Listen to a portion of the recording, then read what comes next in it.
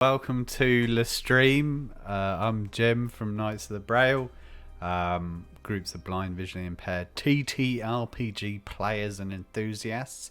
Today I'm running Electric Bastionland with at Blind Temple, at Danny, Marie AUC, and at Sightless Combat.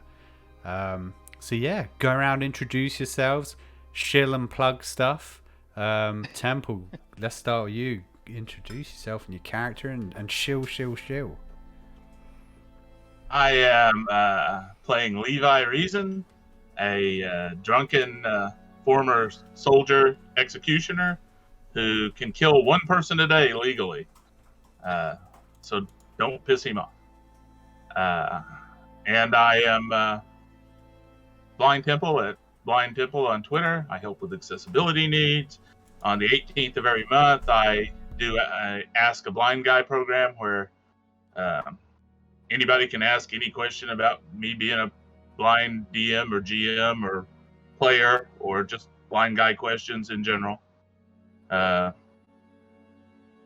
I help people that without sight to find game groups to play with.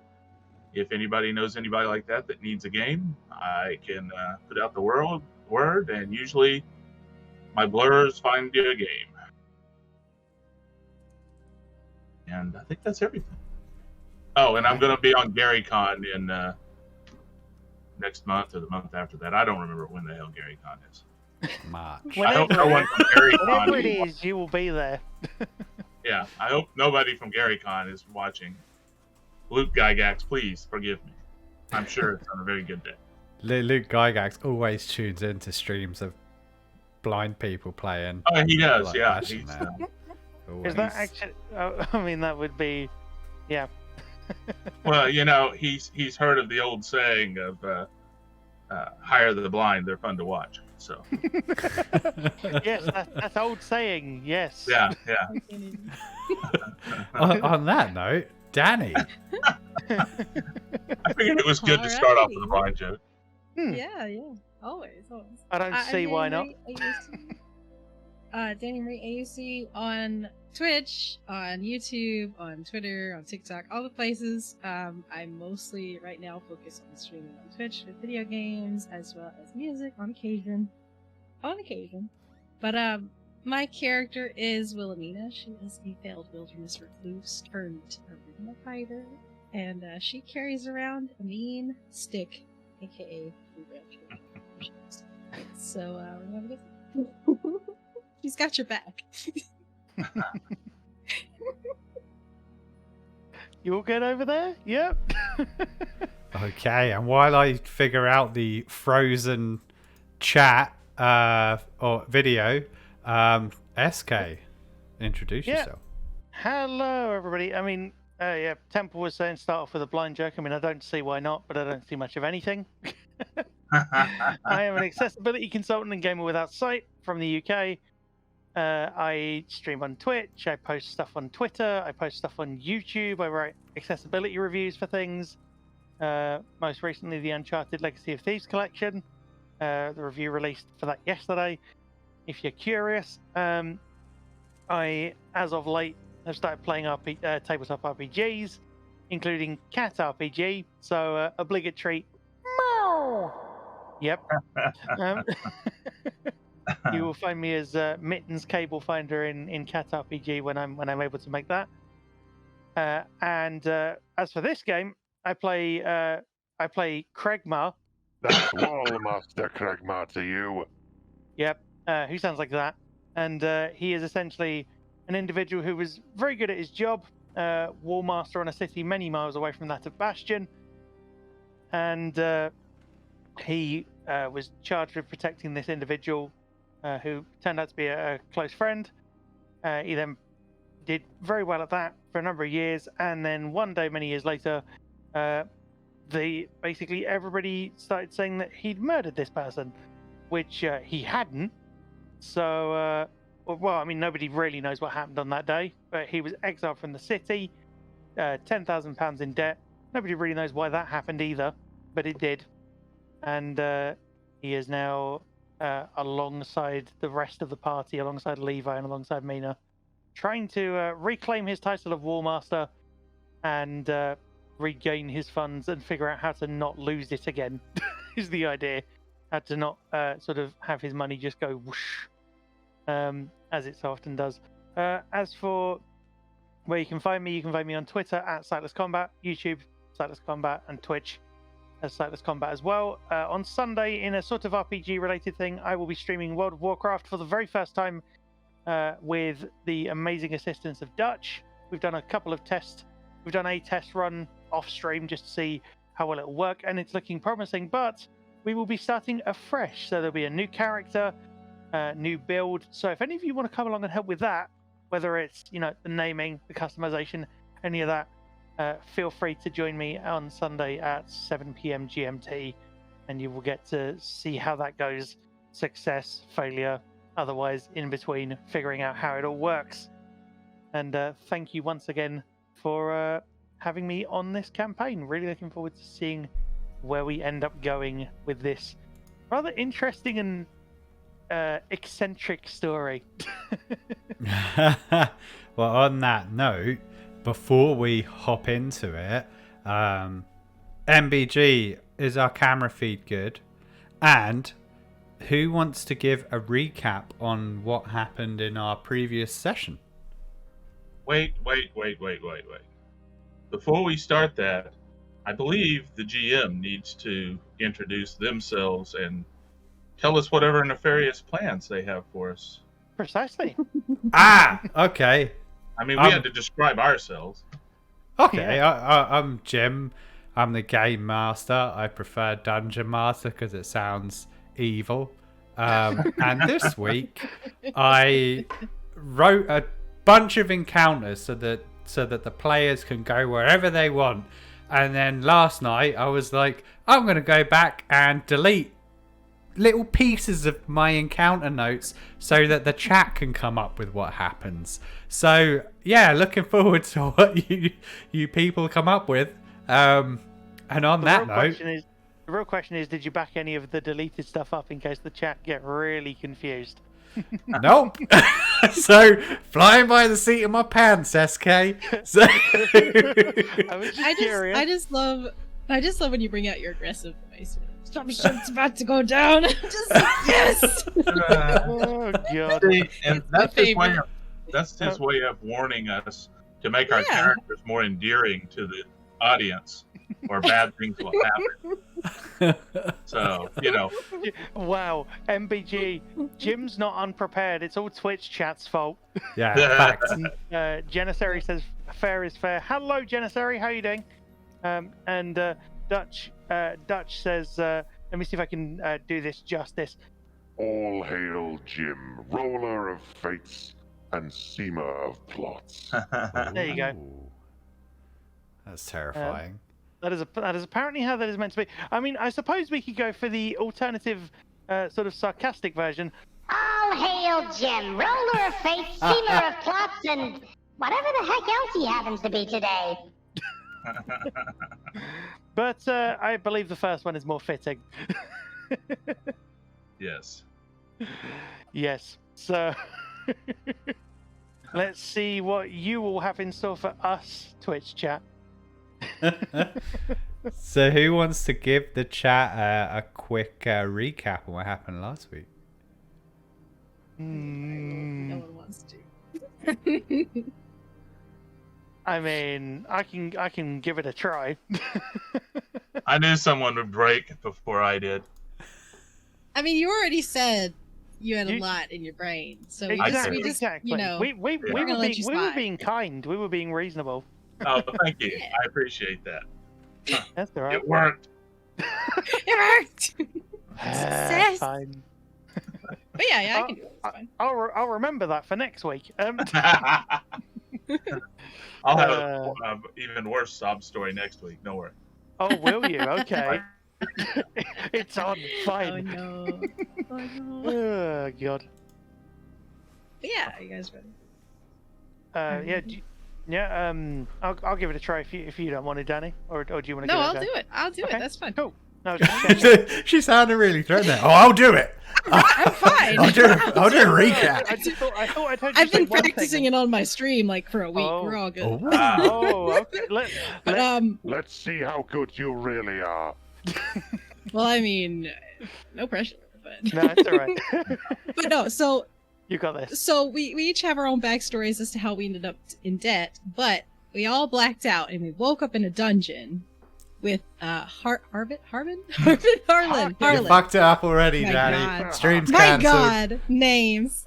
But That's no, fine. you know what? That's not important. It's not Irish man. important. We woke up in a dungeon, chained to beds, against the wall. Creepy. Oh, But yeah. we all got out of that.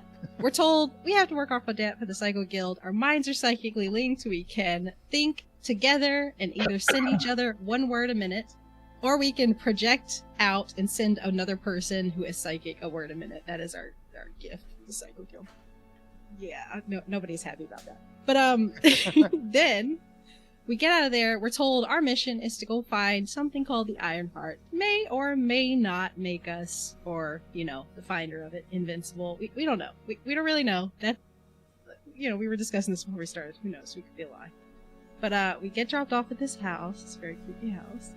And we go around to the side door because we're like, yeah, let's be strategic. And we open the side door, and it's full of maggots. So we leave.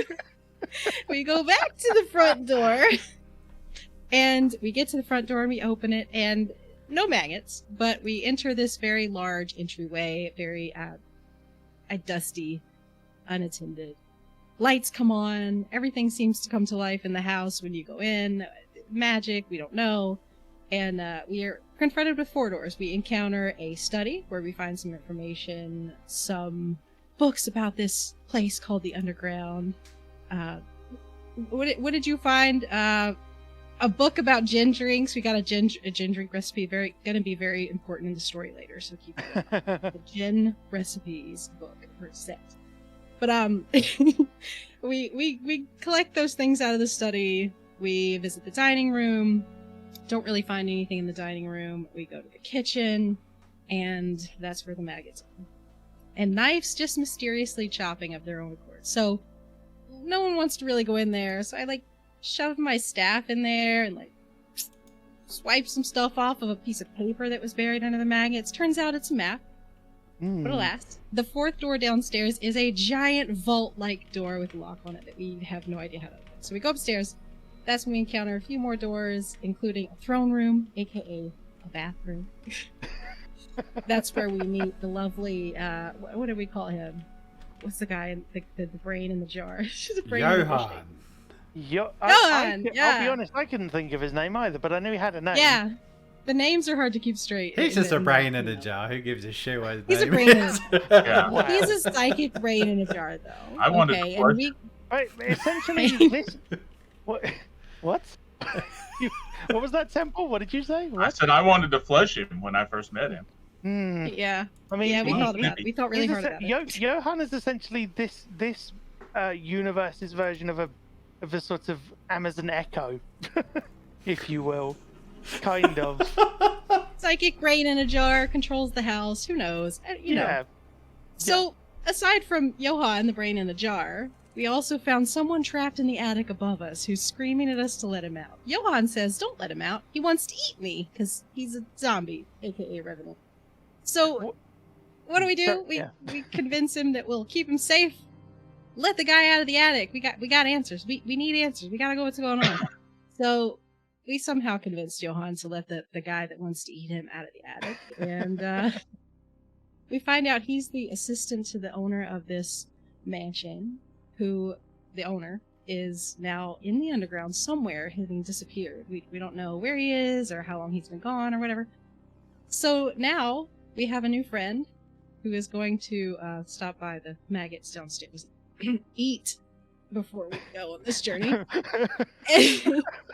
And then he's gonna head into the underground. That's where we left off. We left off just about to dive into the story, heading into the underground, having fed our revenant friend maggots, and locked the brain in the bathroom for safekeeping.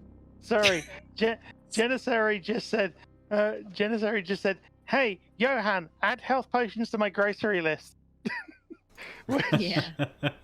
And also, to be clear, Percy is the zombie, Yeah, aka I was thinking Revenant in Percy. question, Yeah. and Oh my and God. the owner of the house, mansion, estate, castle, flipping fortress seemed like at first would be Amadeus von Drakensberg. Oh, wow, very good. What a name! Yeah, I would have had to read. But yeah, there we go. We're all caught up.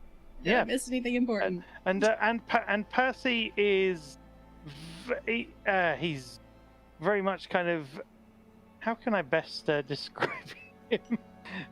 He's a zombie. Rather profane at points, but a well-spoken profane individual, I believe, is a reasonable description. Would you agree? Reasonably. Right. Feel like that's a good point to start. I think we covered everything. I can't think of anything else other than, of course, the That's the high points. And other then than the some. artifacts in the study, which Yeah, we got a bunch of artifacts. This is true. which could help us on our journey. Okay, awesome. That was a great recap. I think everyone's up to speed now. What? And why is everybody talking about maggot recipes again? We've been through this. We're done with Meg. We're leaving them in the house. I think Danny did such a good job. She needs to be doing it from now on. I would totally agree. Yeah. You're outvoted. Yeah. There you go.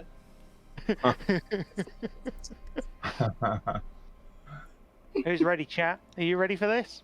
Because I don't know if I am. No. Okay, is everyone ready to hop back into Electric Bastionland? I'm ready. I Ready guess. as I'll ever be.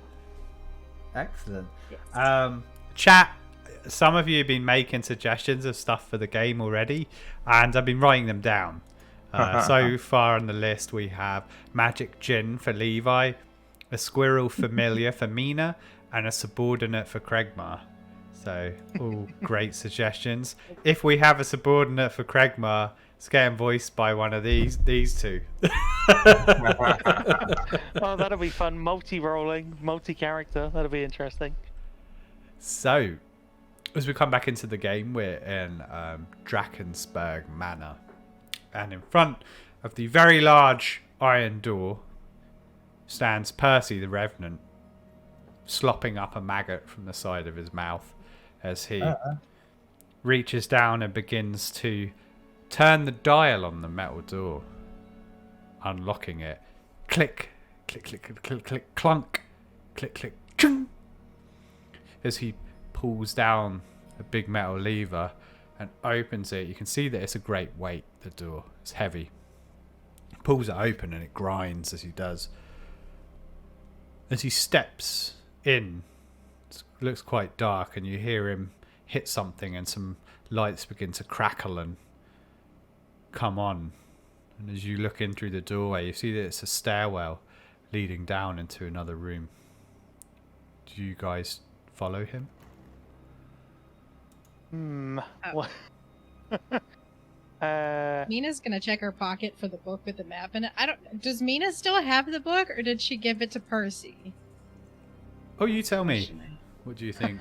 Does she give it to him? Because he wanted to see it, but whether she left it. Yeah, with she him did let him see it. I feel like Like- she's got. I feel like she's got enough caution to not let him actually take it away, because she knows that maps are how you actually navigate places. You know, Yeah. she may be a failed wilderness recluse, but she knows enough about the usefulness of maps in places like this to sort of navigate out of dangerous situations. I don't know if you agree with that. I just feel like that's the way she would be. Yeah. I imagine she put it back. Okay. Percy walks down the stairs in front of all of you. Just this way, down here. I don't believe we have much of a choice other than to follow him. And, Yeah, whatever. Let's go get this over with. And Craigmark kind of stares down into the darkness, sort of, and a look just comes over his face, just being like, okay. he's not quite sure, but he's just like, fine, I'll do it. So who's going first? No. Levi, as you step into the stairwell, the lights flicker for a moment, and you seem to step into a memory. Step into your father's office, returned from the army. You've come back. And tell us how Levi was feeling when he came back from his service. He was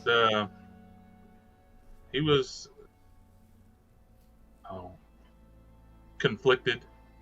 He was proud of his service and the accomplishment, serving Bastion and all, but he was not really happy about the things he saw while he served in the army.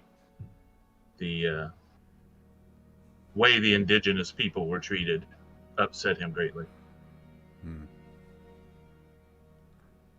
Your father was always supportive of you, and he's very proud of his son who gone to serve in the army. You could have stayed with him to help with his business, which you knew some about, not a whole lot, but it was your choice to go and do that. Coming home, you found out through your arrival that your mother's very sick, and that it appears that she's deteriorating all the time. As you come in to greet your father and see him for the first time in years, he sits behind his desk, low lighting. It's a nice desk, a fine study. As he calls over, "Levi, you've returned to me." I said I would. "I'm glad you're at home, Levi. I missed you, son." Thank you. I missed my family as well. How's Mother? She's not well, Levi. Not well at all. And I never asked you for anything, but I have to ask you for a favor now. Absolutely. What is it? You're a trained soldier, a kidder. I hate to put you in this position, but I've heard of a device that could maybe save your mother an iron heart.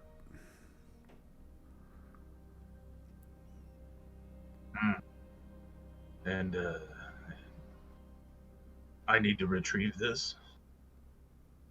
Yeah, I don't know where it is, and I purchased the deed to the home of a person who was tracking it. And I got a couple of people who I can get to go down and look for it, but I want you to go along as an insurance policy to make sure we get it for your mother. Yeah, of course. For Mother, anything. You're a good boy, Levi. And I don't want to send you out. I don't want to lose you as well, but I can't lose your mother. Me either. Is there anybody that well, I'll just be blunt. Is there anyone I can't kill on this? You do what you need to do, Levi. You're the most important thing to me, and if I do lose your mother, you're all I have left. You do what you have to do to come back to me alive. Do you understand? Don't worry about that. I have a gift. Just be careful. Tomorrow in the morning, Harkonnen will come to pick you up. He's gonna make it look like you're with the other schlubs we got to go down there to get this device. bunch of losers, real deadbeats who owe a lot of money, purchase their debts. I understand. So I need to fit in with these people. Just make sure that the Iron Heart gets back to who it belongs, and just be careful. Some of them are murderers. Being careful isn't how this works. If you start worrying about what'll happen, it'll happen. But I'll get the job done. Thank you, Levi. You're a good boy. I would hope so. As you turn to step back out of the study, you almost tumble down the stairs as you realise you're stepping onto the stairwell here. As Mina and Craigmar come behind you, as you catch your breath to continue down the stairs and follow Percy into the room. Wow. I don't trust Percy at all, so I'm mainly keeping him covered with the rifle. he gets into the room, and as you step in behind him, Levi, he turns around to say something and sees the rifle barrel in his face and goes, "Oh, fuck me, sorry. This is the elevator that takes us down into the underground." And in this concrete room, as I smack my mic, there's this elevator in the middle of it. You know, an old Victorian caged elevator. There's nothing else in here, just this caged elevator there in front of you. Ooh. Levi takes a big drink from his gin. I don't like confined spaces. Can I? What's on that, Levi?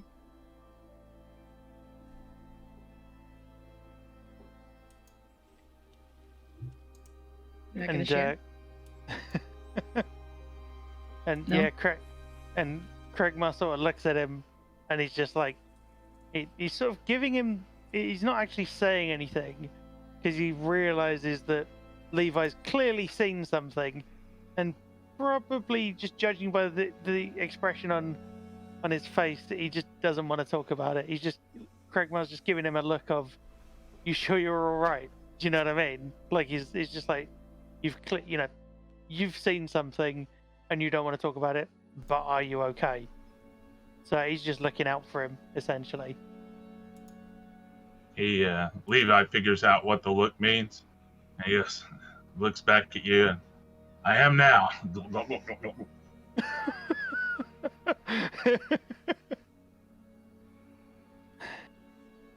And Craigmar just doesn't need to say any words to that. He just sort of nods. He's just like, his thoughts are basically. Fair enough. If he wishes to keep his thoughts to himself, I will let him be. But something must be wrong or off. I can't quite imagine what, but who knows? Maybe I'll find out. He's just perplexed and confused as to, what he might have seen, and that's kind of spooked him. But he's now looking over at the elevator, just wondering what's going to happen next, as to, who's going to go in first, how this is all going to play out once they go down there. Mina looks at everybody. He's like, "Well, you first." And given the state of the other two, Craigmar just turns to Percy and is like, Well, are you going to go first, or shall I do the honors? he's just putting himself forward just to kind of try and break the moment, because Percy's still slightly paranoid about the rifle being pointed at him. Percy will recognise your hesitations, Mina, and he'll say, "Don't worry, it's perfectly safe." And he smacks the side of it as a screw falls off, and he goes, "Oh shit, I don't know where that's from." And Craigmar just looks at the elevator, looks down at the screw, then looks up at Percy, or looks towards Percy, and he's just like, Fine, that answers that question. You're going first. Let's get this done. All right, okay. He slides open the gate to it, collapsing gate, and climbs in. Here you go, plenty of room here.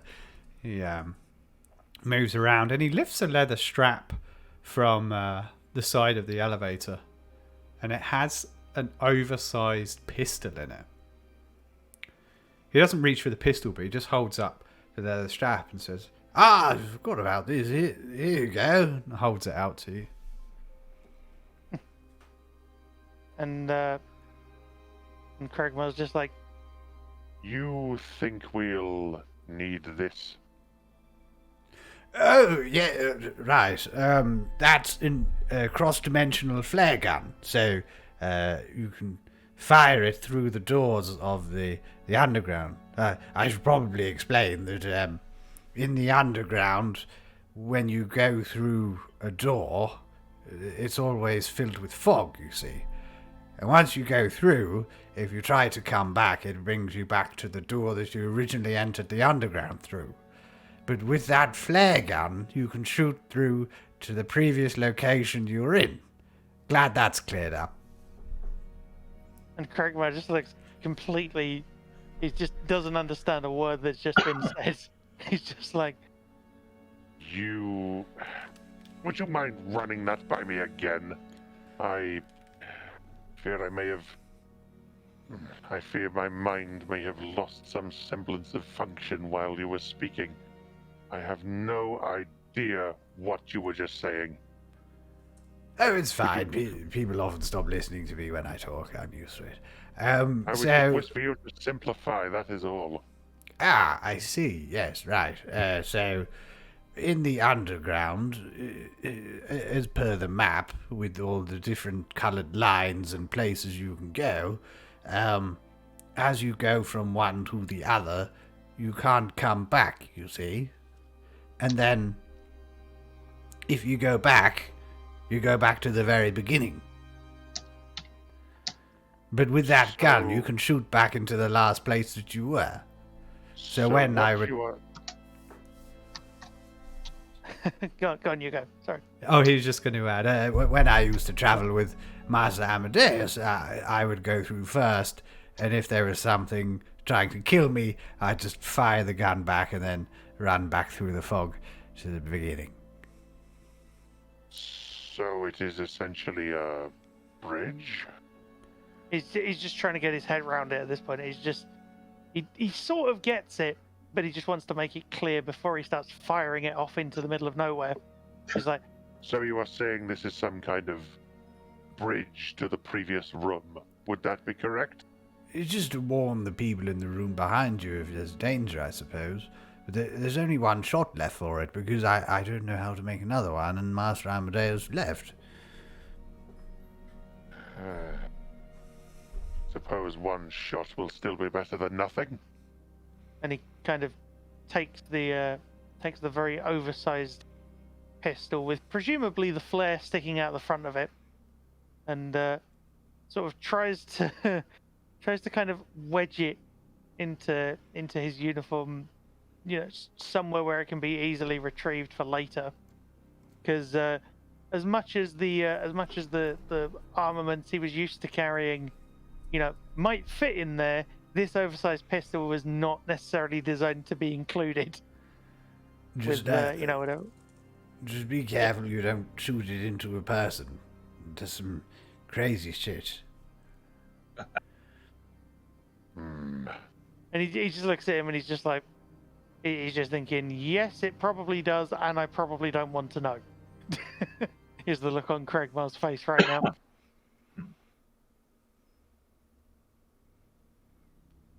Different coloured lines, is this map macaque compliant? Oh god.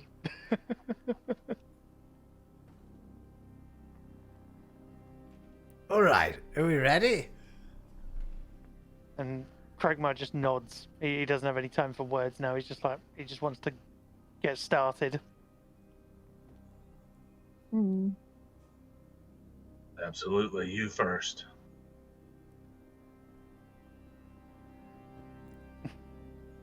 If everyone climbs into the elevator, Percy will close the gate Yep.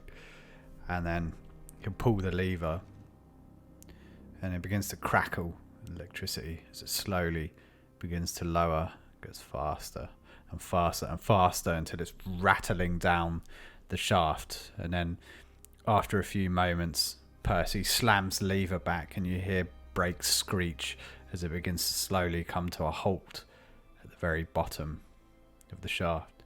And here at the bottom of the shaft is another concrete room, and there's a glowing door in here. As Percy opens the gate, there's a table, a chair, a machine on the table, a bunch of newspapers next to the chair, and the glowing door opposite the elevator. Here we are. The door there leads to the underground, and I'll wait here and heat some tea up in case you need anything. What is this machine then? Presumably some kind of heating implement? And he just looks at it and he's just like, You just wind it up and it makes tea. I don't have any sense of taste because I'm a revenant, so it's just burning the shit out of my tongue is about all the enjoyment I get.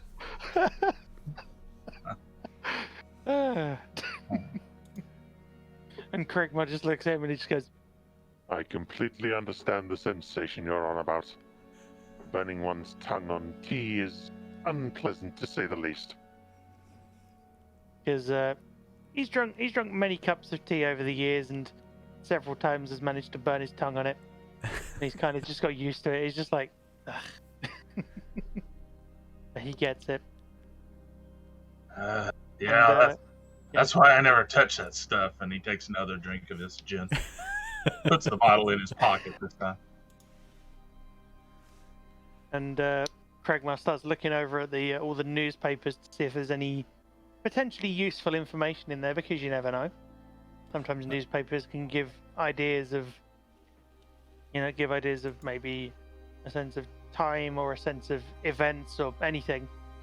They can sometimes be useful. They're all about 3 years old, from what you can tell. And Kragmar looks at Percy and he says, Presumably these were left down here by your master, von Drakensberg.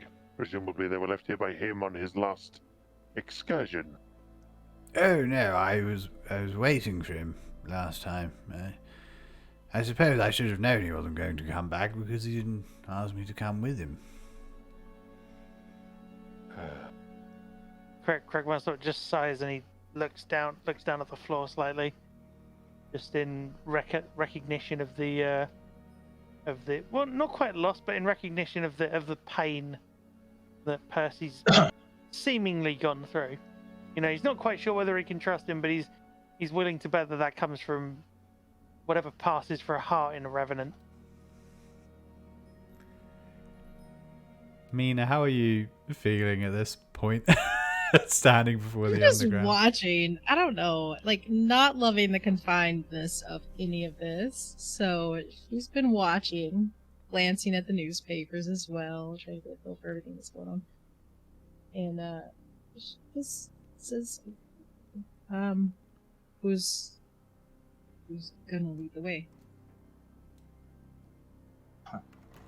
Levi's looking through one of the papers and he gets to the sports section and says, "Ah, hell.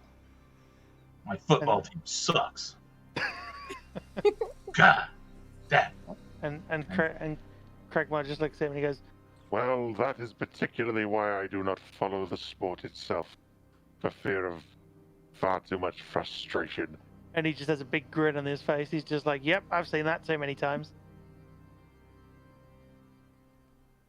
I'll go first. Ah, excellent. Brave soldier. All right. Miss Mina, if I could just borrow the map for a moment, I'll get things going. Reluctantly. Levi will take another drink of gin and he says, "Oh yeah, I'm brave as hell."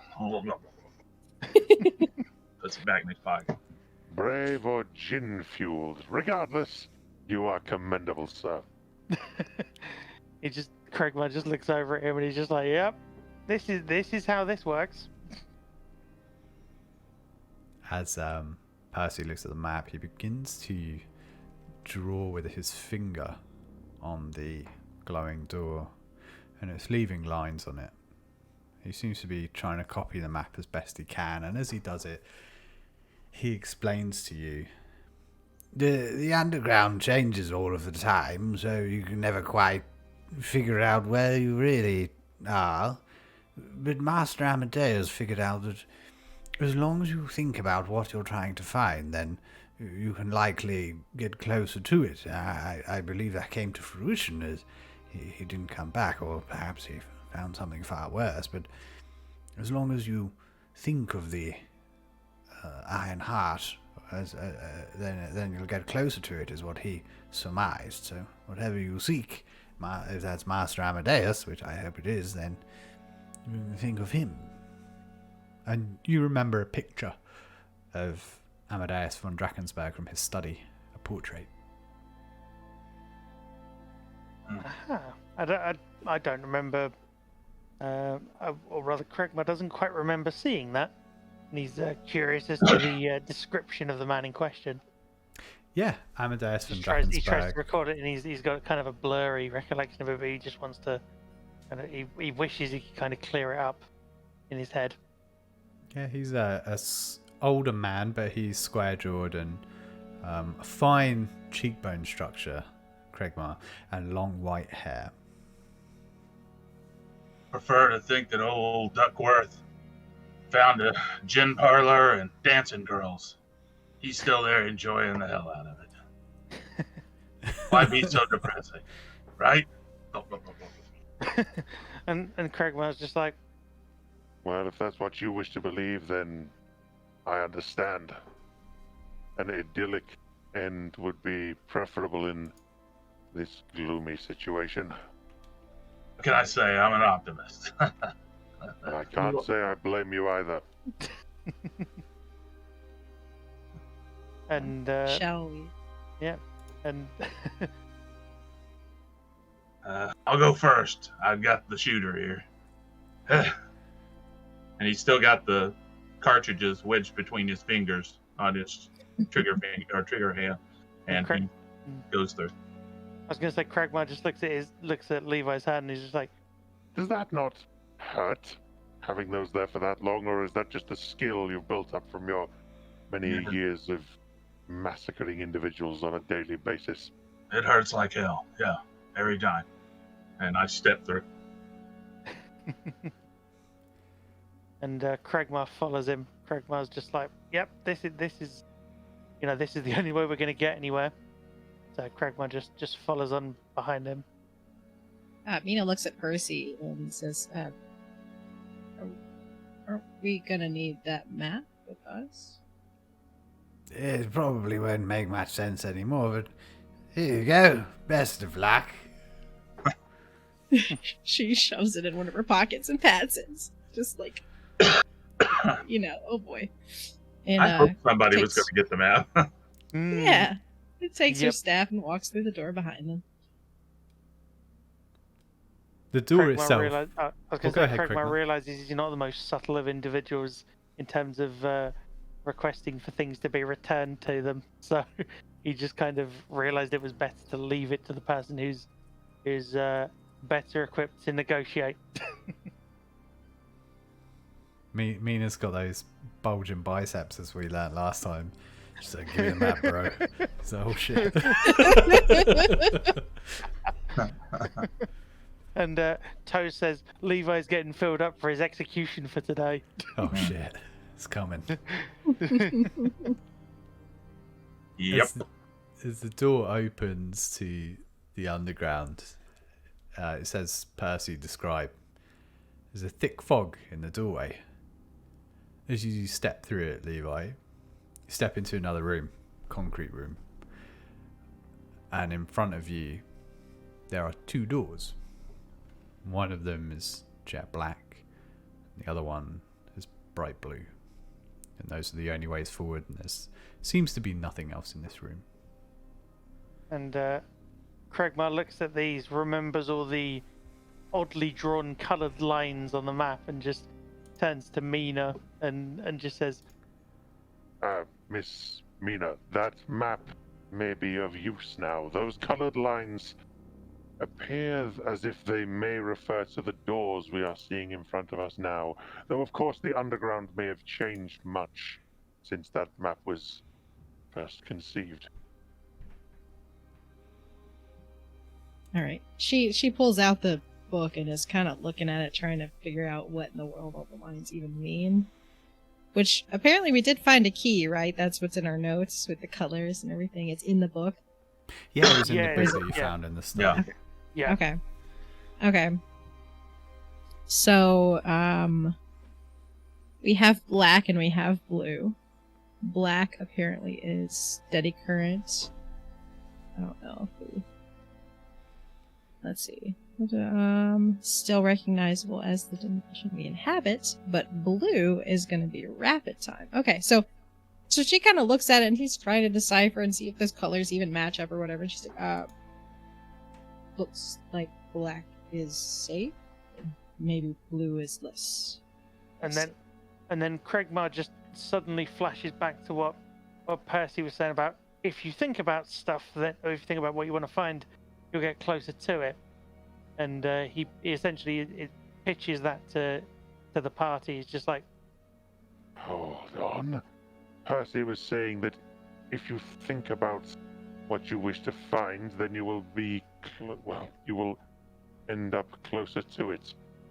Might that not be a method of approaching this? Thinking of what we wish to find and seeing what happens? I mean, we are currently comparatively safe. It may be worth a try. Right?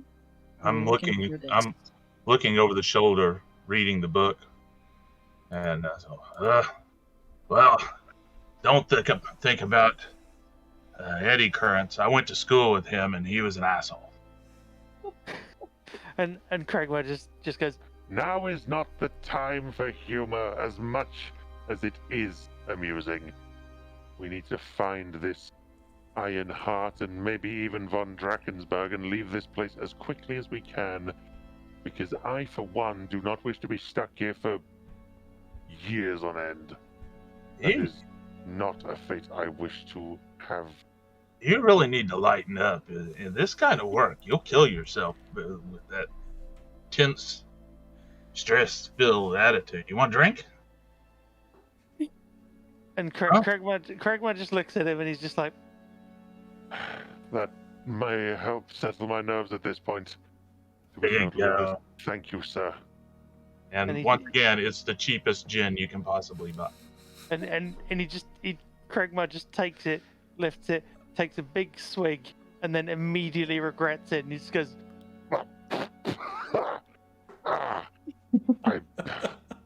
No matter how many times I try that stuff, it's still...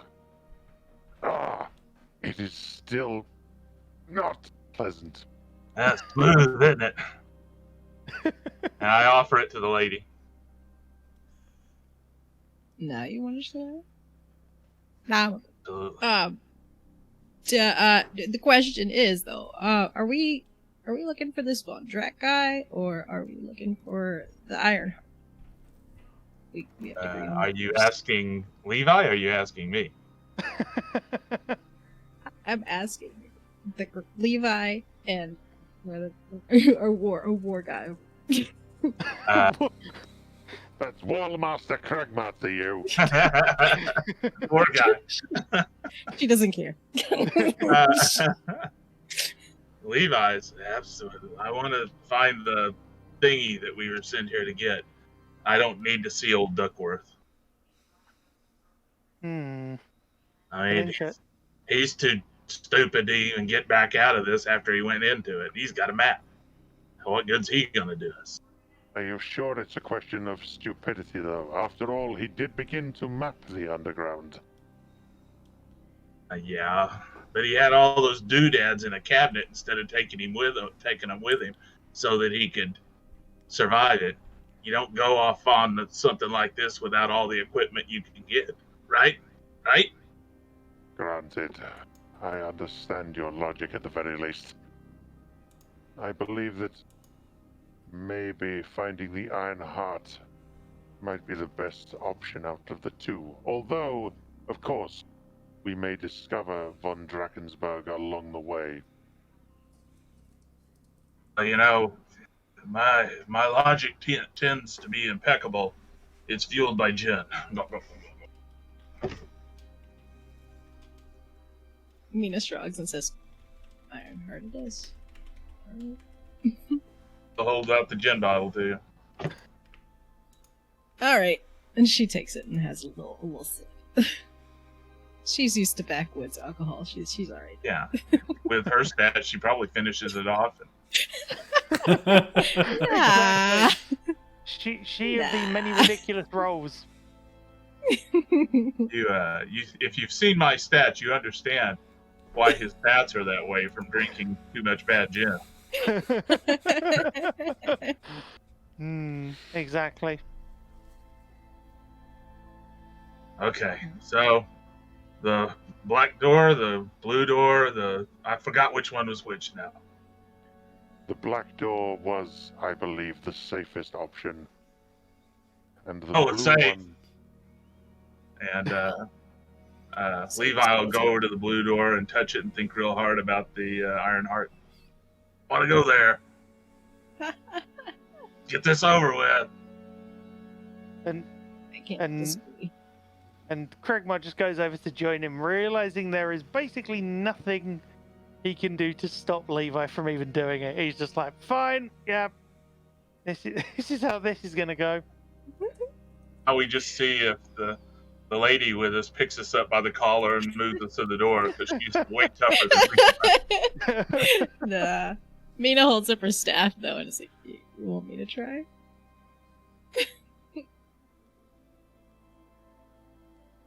Sure. She knocks on the door a couple times with her staff like before. Well, it's As not like you- it hasn't worked previously. As you lift up your magnificent staff, Nina. I'd just like to remind everybody, don't go charging into these doors. Check to see if they're open. And Kragmar just looks at Levi and just says, Honestly, if you bring that up again, I will make you regret it. You may be the executioner, but I still have skills of my own. And things in my inventory of items that you would not be able to recover from. and he holds out the wart in a jar that he's got. He just holds it out, and he's just like, he's. But then, like, as much as he's holding it out, sort of showing it to Levi, he then just cracks a big smile, puts it away, and he's just like, There are no hard feelings here, sir. Don't worry. honestly, he doesn't. He's not trying to be a jerk about it. He just knows that he's just making sure that Levi knows How it's that. going to end up. Yeah. Yeah, he's just like, if you keep pushing it, Yeah. kind of thing. But he's just like, it's fine. Don't worry. That's what he's basically saying. I totally understand what you're getting at, and yeah. All right. And he kind of smirks and takes a drink of And Craig was like, Let's make this quick. and Craigmar stares at the door in sort of anticipation of what's to come next. Are you going to run into it and try and bash it open? That was What do you- Temple asking, not Levi. And and Can't And kill he- Temple, so I'm a continent away. Oh god. No, and Craigmar is clearly, like, as much as he might seem by his stats to be less than sound in mind, he is not incompetent enough to try the same thing twice. Unless there is a very good reason, and he knows it's gonna work at this point. Oh, tabs to find airplane tickets. Oh god. All right, so we've knocked on the door. MPG, come on. Sorry. Wow. Oh, God. Mina, as you lift your mighty staff and tap it on the blue door in front of you, tap, tap, tap. A moment passes, and then nothing happens. Well, That was an ominous nothing. try. Is that a Levi remark? Because it definitely sounds like it. No, that was a Temple remark. But it was No, but pretty it much does, right? interchangeable. It's definitely a Levi thing. It's just like, Yeah. it's like Craigmar's just like, Well, it appears as if nothing has happened. and I can just see Levi just looking at him, just being like, well, it was an ominous nothing Yeah. as a response. Yeah. I feel like Mina would probably press her ear to the door and see if she could hear anything. I mean, as ridiculous as that sounds. Try and Well- press her door or ear Something and like kinda feel easier. around for anything. So the door's gonna grow teeth and just go num num num. Maybe. You never know. Thanks for that, Mimic SK. door. That's a great idea. Yeah. As you put your ear to the door. Yeah, and the door just does actually just say Nom nom nom nom. Nom, nom, nom, nom, no. nom. Apologies, DM. Apologies. Oh, please. Distracting you. Please. Well, Janissary wants a total pie kill, so let's go.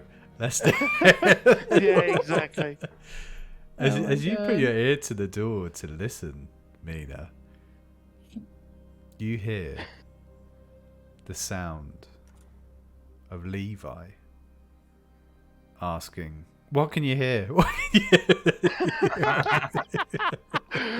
and No, you and can't Craigmar really. I was gonna say I was gonna say if that were to happen in a moment of triumph at Levi's sense of humor, Craigmar just bursts out laughing.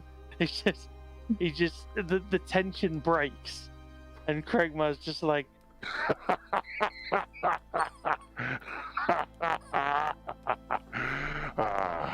Well, it appears as if your humor is not lost on me either. And that also your humor is capable of breaking moments of complete and absolute abject terror. Well done. and he just applauds him. He's just surprised that, we were all so tense, and that one joke just broke it. That one line just entirely shattered the suspense there. Danny, you oh sorry, Mina. I didn't mean to break character. I'm sorry, Danny. Mina, No. as you listen to the door, No, you can't hear anything. It's you know when you clamp your hand to your ear and it sounds like the seaside. It sounds like Mhm. yeah. Yeah. It's that sort of sound. All right. Is there any like doorknob on either of these doors, or are they Yes. both just like a slab? Okay, there are. Mhm. Okay. Well, And- maybe Mina's just like looking at it like, well, I was gonna say, Right. Craigmar looks at Mina, looks at the door, and he just goes, Excuse me if I may be so bold, there is a doorknob. and he just points at it, and he's just like, yep, it's there, it exists. eh, Well, he damn. shrugs and says, "Sure." We should have brought the zombie guy with us. We could have opened the door and pitched him in and listened for screams. He just looks at Levi and just kind of shakes his head. He's just like, of course you'd say that. Yeah. It's Actually, no, he in fact he does say that. He's just like, Oh, of course you'd say that. Why would you say anything else? it's a Then again- tried and true method. Then again, I do, of course, understand the logic. he's just like, yep, I kind of get where Levi's head is at. Hmm. Well, Mina just looks at the door and says, well, this I don't know. And reaches out towards the doorknob. Dun, dun, dun, dun, dun. Which color door is it, Mina? The blue one? Well, Levi picked the blue door. All right, Levi, it's your fault. We're going with it. We yet From may the all amount of- qualify. I love the amount of trust you put in the drunk guy. Yeah, well, we're just going with it. Clearly, we're all going with it. Hold my beer while I open this door. Hold my gin while I open this door. Am I right? Let's go. Yeah, she opens the door. We're going in. Okay. Her staff's ready though. She's not let go of that staff. Got that tree branch ready. Yeah. Sorry, If it fails, Staff. Dutch says, if it fails, you can say he was drunk. Levi's got his gin firmly secured in one pocket and his rifle ready to fire as he goes through. Of course. So the door opens, and it's the same thick fog that you can't see through. So until you step through the door, you won't be able to see anything on the other side.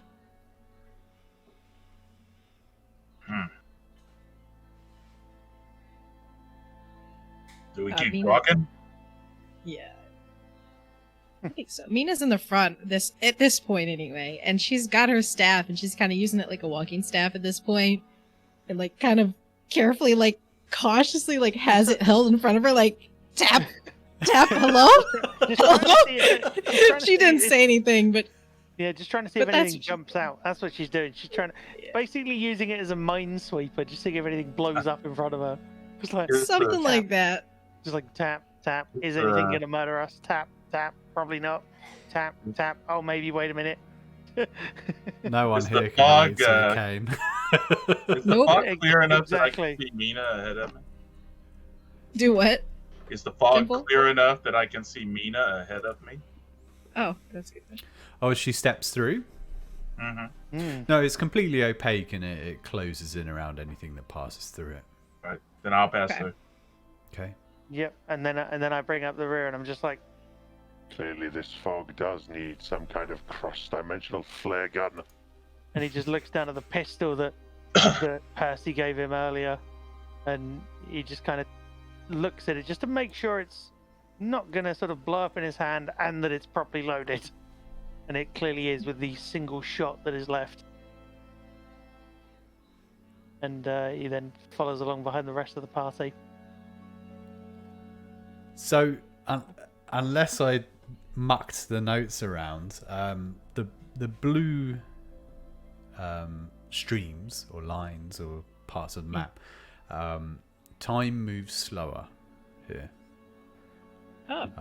I think so, unless I fudged the notes up. I thought the red lines were the ones that go faster. So Well, I mean, if we're subscribing to a certain other universe, Blue is then- labeled rapids. oh shit, that's No, let's that's wreck red. on I that. can't read. Hold on, that's Oh. me. Blue is drips. Oh shit, sorry guys. There we go. It's Danny's illiteracy. It's not the GM. Wow. No. Sorry, guys. No! That's the It's thing fine. of Look, education black in was the still forest. safe. Black was still safe, as in steady current, and you guys still didn't pick it, so it doesn't matter. It's true. So either way, it's I just thought, I'll be honest, I just thought you were saying random words to make it seem like you were sort of reading the map. That Oh, kind of oh no, thing. they're in the notes. I just can't read. Hate to say it. This what happens notes? to me a lot. It's okay. What notes? I never saw any notes. It's in the chat. Okay. It's in the Okay. Discord. Okay, fine. I wasn't aware there was extra revision to be done, but that's fine. Just chose Do- blue because it was the prettier one. Do I what? love. I just chose blue because it was pretty. Oh, okay. Look, My see, we're favorite fine. color. We're fine. It's Temple's fault. I mean, it's Levi's fault. Yeah. It's probably that other guy's fault too. Hmm. I drank enough of this, I can actually communicate with him. Oh my god. Oh my word. All right. We had a blind toast say that the door pops open, the Three Stooges pop out, and then the Dutch Glaswegian Yeah. said the Spanish Inquisition. Yeah. Oh Yeah. no. Exactly. No. Exactly. No one expects a Spanish Inquisition. Exactly. As Uh, it should be. My favorite Monty Python sketch is when the guy goes in because he's paid to have an argument. And when he goes in, the guy says, well, you're in the wrong office. And, no, I'm not. Yes, you are. Yeah. And it's like, what is it? Is it the 5 minutes or the full half hour? Yeah. And then the Spanish Inquisition. Okay, so sorry, a tangent. As you guys pass through the fog of the blue door, Mina, you're the first one through. Yes. And as you step out, in front of you is a large concrete room with a big metal door at the other end. Big metal door has a crank, like in a submarine with the big cranks on it. And it's not coloured, it's just an iron door. But in front of it is a bunch of sandbags and 8 men in blue trench coats with muskets pointed at you. And a 9th man who has a big metal cone with a handle that he shouts through to you as he says, hello, we are friendly. We are here to make sure you are not bringing any contraband from the future. Please do not make any sudden movement. We will wait for anyone else accompanying you. He has a moment because she's never seen anything like these outfits before, I'm guessing, or the door or whatever. So she freezes for a second, holds up her staff and says, what? You're guarding the door? She says, it's just a stick, it's fine. It's fine. And just looks behind her hurriedly. Well, Levi steps through, and Levi, you'd recognise that they're muskets. They're a much older weapon than you have, and the uniforms are old uniforms from the Principality of Bordeaux. And they repeat the same to you, but they're friendly, and they're just making sure you're not bringing contraband from the future. I am contraband. Oh my god, one-liners are back, everybody, let's go.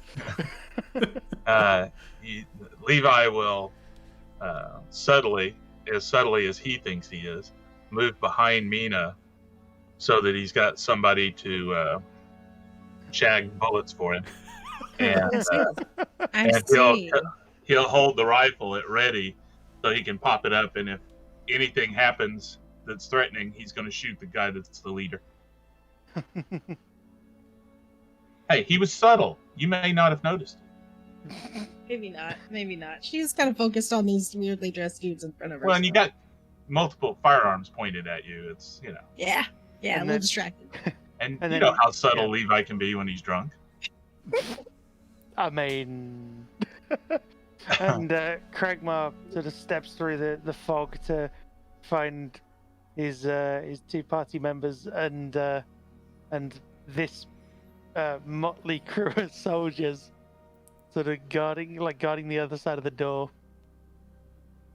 And do you want to fill in, DM, for how this goes down? Because you filled in for how Levi would react to this. As you step through the fog, there's these 8 men with muskets behind sandbags, and the 9th one with the metal cone with the handle says through it, hello, we are friendly. I'm going to shoot him just for the accent. That's not Levi, that's me. He surrenders immediately. Yeah, he would, wouldn't he? And, oh, wow. Wah, wah, wah. Meow. Okay, now we've lost all the French people. Yeah. No. I'm sure they surrendered to my comedy. Wow, MBG, good lord, there's no need for stereotypes, come on. Good lord. Oh. Too late for that. And off with the baguette. Oh, yeah. No, well, yeah. I mean, and Kragmar just looks at him, and he nods, and he just said, "Toes, not a maggot-filled baguette, please." Yes. Enough yes. Maggot-filled no. baguette. It's Percy's bros from Bordeaux. That sounds like a whole separate campaign. Oh God, the origin story. But Kragmar sort of looks at these weapons, and he doesn't quite recall seeing weaponry like this. Like he's seen similar sorts of firearms, but he hasn't quite seen stuff like this. And knowing that he's carrying the cross-dimensional flare gun, what a sentence. He sort of makes sure that's concealed to the best of his ability, because he knows that could definitely attract attention. And he just says, May we pass? We are on an urgent mission for the owner of this house. and whether they understand any of what he's on about, he doesn't mind, because he's just trying to get through all of this, because he doesn't want to get anybody killed. He doesn't want to get into a big fight with an outnumbering force. Anyone is welcome to pass through. We are not trying to hold you up. We have customs through this door, and they will take it from here. He stands aside and opens the door. He turns the big metal lock, the submarine lock on it, and pulls the door up. And through the door you can see a large hall, and there's ropes on little pittons that go along, guiding you through the customs.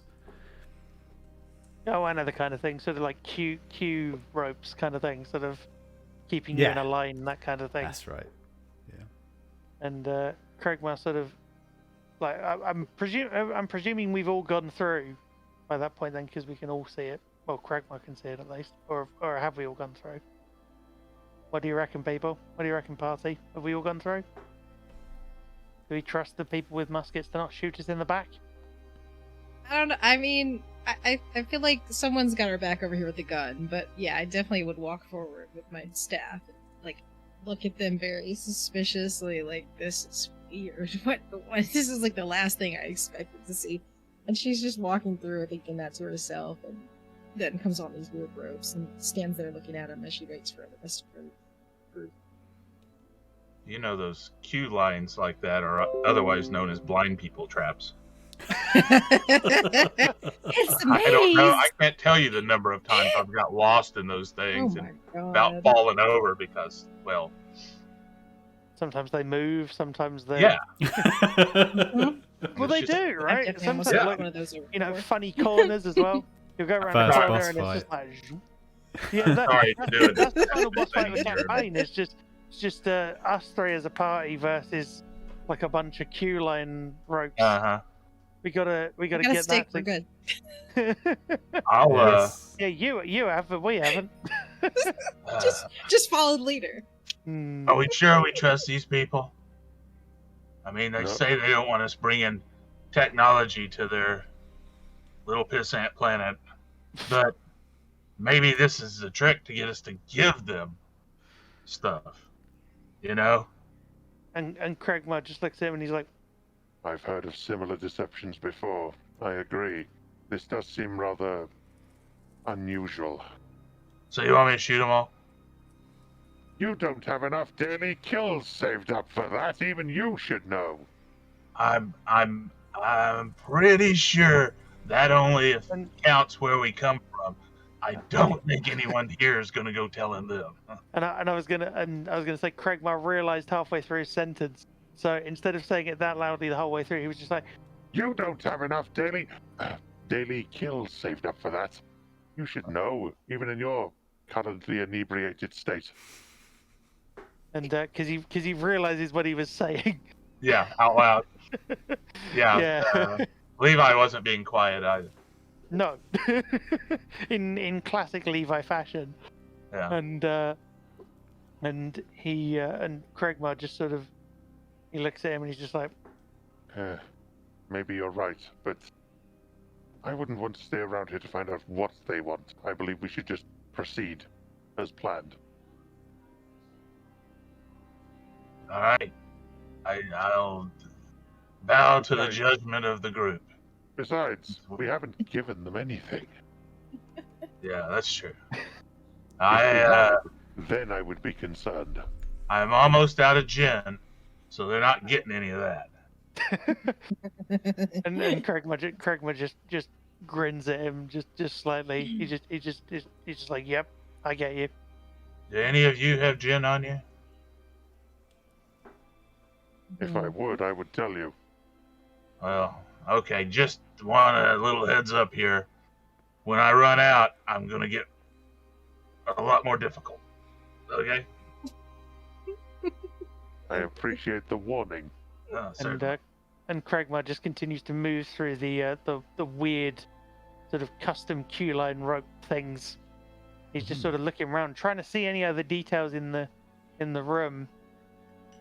Yeah. And So, Levi will wait till everybody else goes through, and then he'll go in last and cover everybody.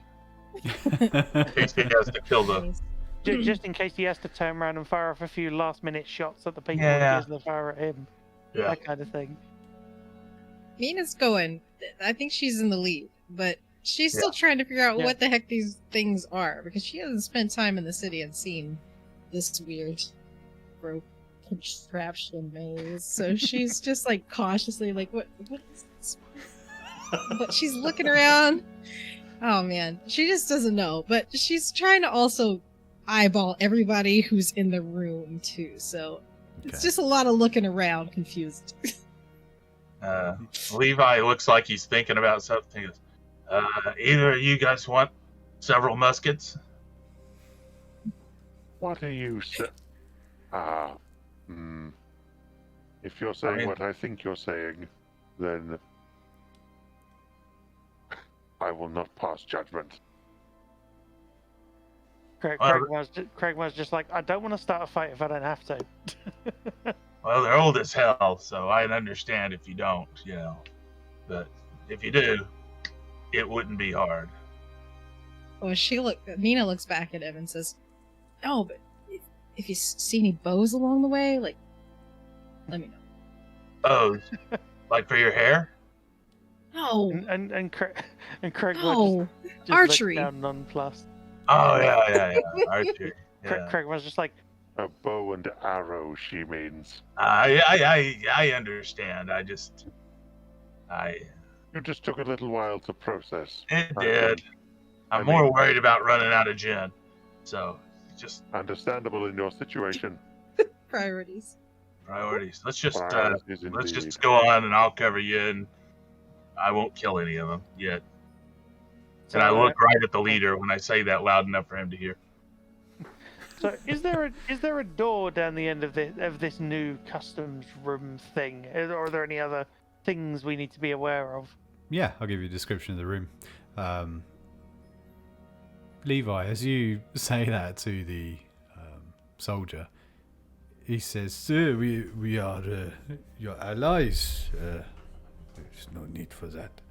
And as you go through into the line, there's flags up for the Grand Principality of Bordelot that borders Bastion, and it's been their ally for some time. Okay. As you walk along down the line, the first thing you come to is a table. But as you're looking around, Mina, you see there are other people there, but they're also like weird looking things. Maybe they're monsters or aliens or something else, but they're definitely not from Bastion, and they're definitely not from where you're from. As you get to the wooden table, there are more people in these blue trench coats, and they start saying, "Please put your belongings on the table here for us to check through and make sure you do not have any contraband." What do they consider contraband? Any of you guys know? That's a good question. Your guess is as good as mine. And to be totally honest, I don't want to think about what happens if I hand over. And he just gestures to the cross-dimensional flare gun. He's just like, This thing is our only presumable lifeline in this place, and giving it up could be a very bad idea. And yes, MBG, I'm having flashbacks to that too. You remember airport security, everybody? Remember when that was the thing you could go through? Well, that's the thing I've not heard about in a very long time. It's rubber glove time, MBG.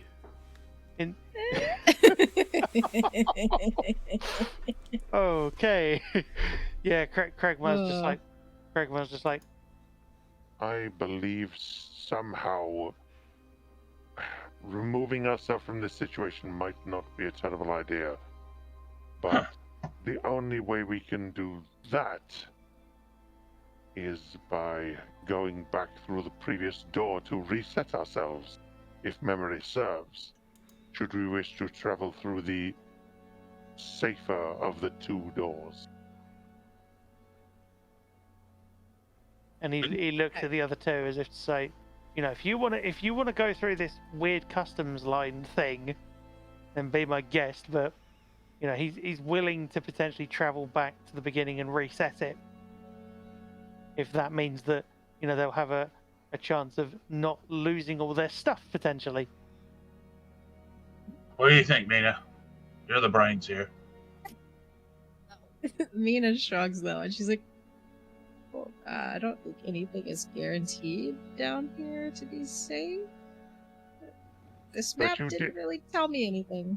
But you did say the other line was safety, did you not? Loosely translated to safety. Fine. It is your call then. What do we do from here?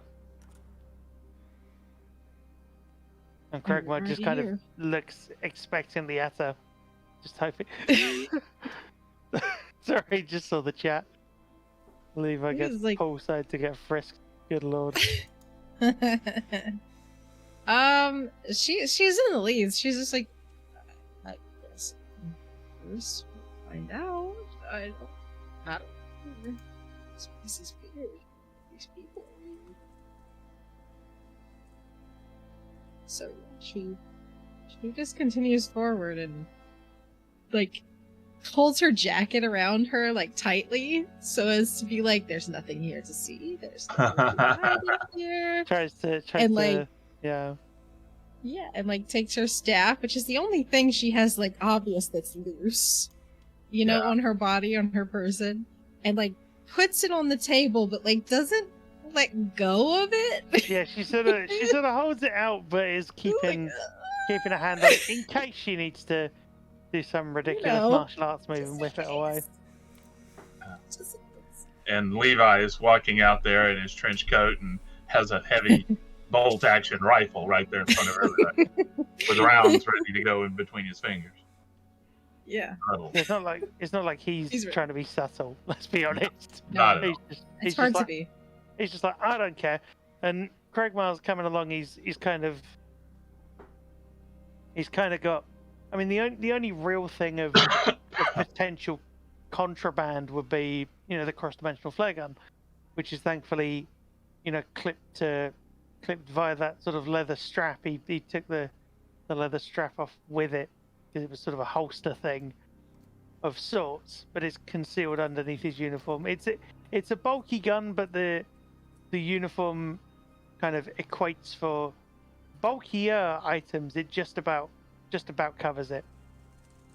You know, so there's a chance they'll see it, but it's not much of one. So he's kind of doing the same thing and sort of, you know, he's not able to show anything off as if there's anything to see, but he's just like, you know, there's nothing here. That's kind of what he's trying to make happen. Okay, so let's go one at a time then. So Mina, you're up first. You went, oh, you best start believing in ghost stories, Miss Turner. You're in one, didn't you? It's just, you're up first. It's kind of. You went all pirate on us. No, that's what. Well, that's what I mean. It was almost pirate. It was just pirate with a British accent, wasn't it? Really. It's just I can't help sound like a pirate. No, it was great. It was great. I love it. You need to run a Sea of Thieves. If you can be anything. Yeah. Other than Batman. Yes. Yeah. Don't be that mad. Well, as fast as they go through Batman, eventually he'll get to be Batman. There you go. There you go. Yeah. Yep. I liked Ben Affleck. I wanted the Dark Knight. I'm the Dark Knight. Oh god. Bastard. Okay. Wicked cup. Wicked stuff. Anyway. Okay, Mina, you put your staff on the counter. Is that what you're saying? Yes, but she still has her hand on it. Like, she's not let it go. I'm curious about the tin of paint. Is that in your pocket or something? I mean, nobody knows that's there. But your jacket's big enough that you can sneak a can of paint in there. It's one of those jackets. It's one of those She thinks RPG it is. jackets. It's probably not. They're probably gonna see it. It's fine if it's visible. It totally makes sense. But she's just like, no. Mm-mm.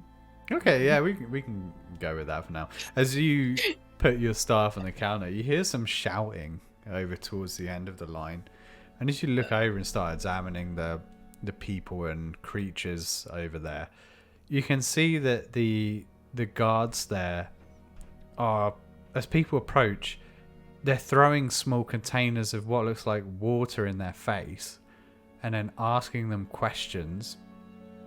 And one of the people starts to shout, and a couple of the guards grab him, start dragging him away, and he's screaming out, "I'm not one of them! I'm not! Let me go!" And they drag him over, and they force him into a guillotine.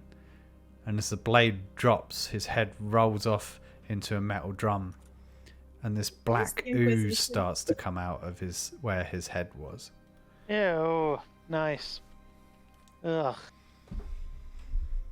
The guard in front of you picks up the staff and looks at it and looks at you. Is this all you have? Is this stick? It's just. She looks really hurt, and she goes, "It's a staff." Okay. Mina, can you please make me a charisma save? Oh hell. Oh no. Well, this will be fine. This will be. My charisma's like really high. It's like 15. Yeah, because Google created your. I don't know character. why. I don't know why she's got 15. She's a mountain woman, but she's got like hella charisma. I know where all my points went. Yep, I stole them. I know where all my points went as well. Uh-huh. Both went to the same place. You guys can take it up with Google. Holy crap, and I lost. Oh, that's even better. You're like, my charisma's really high. Whoosh. It says 17. The guard says to you, he points to the very, very large bulge in your pocket, and he says, so you don't have anything there? If you insist. She like begrudgingly pulls the paint, only the paint can, out of her ginormous pocket and clumps it down on the table really loudly. Just happy. Do you have anything else, miss? Snacks? What kind of snacks? It's like you're trying to smuggle fruit into California.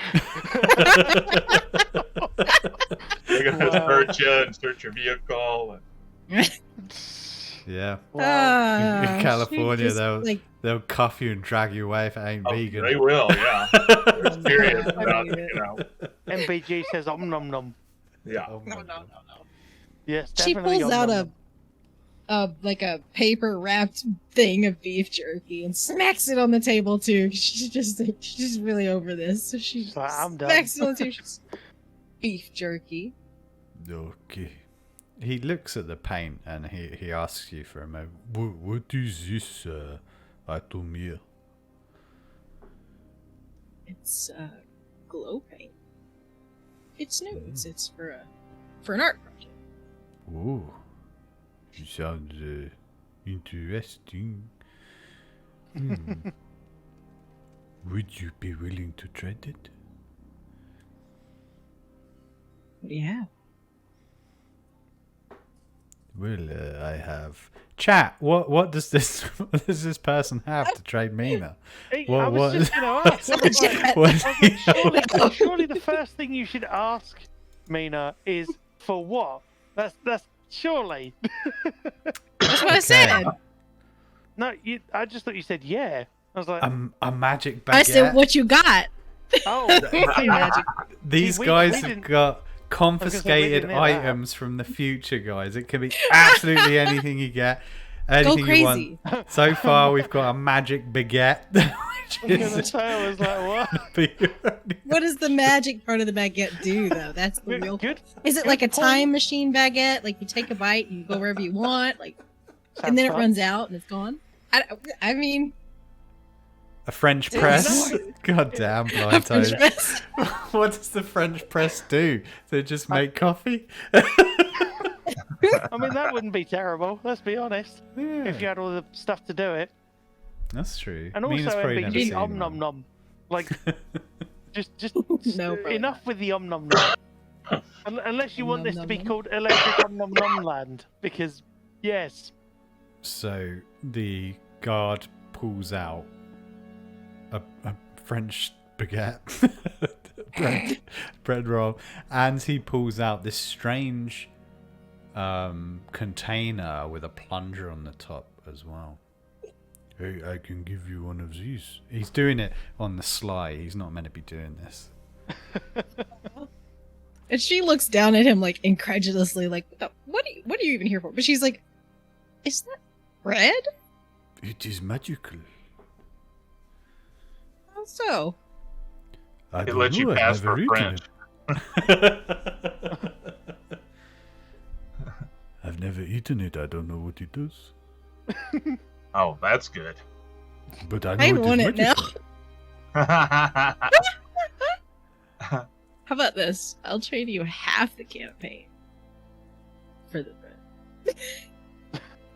I don't have anything to put it in. I have to. You can put it in the other item you have there. They will see me. Put it in the French press. in the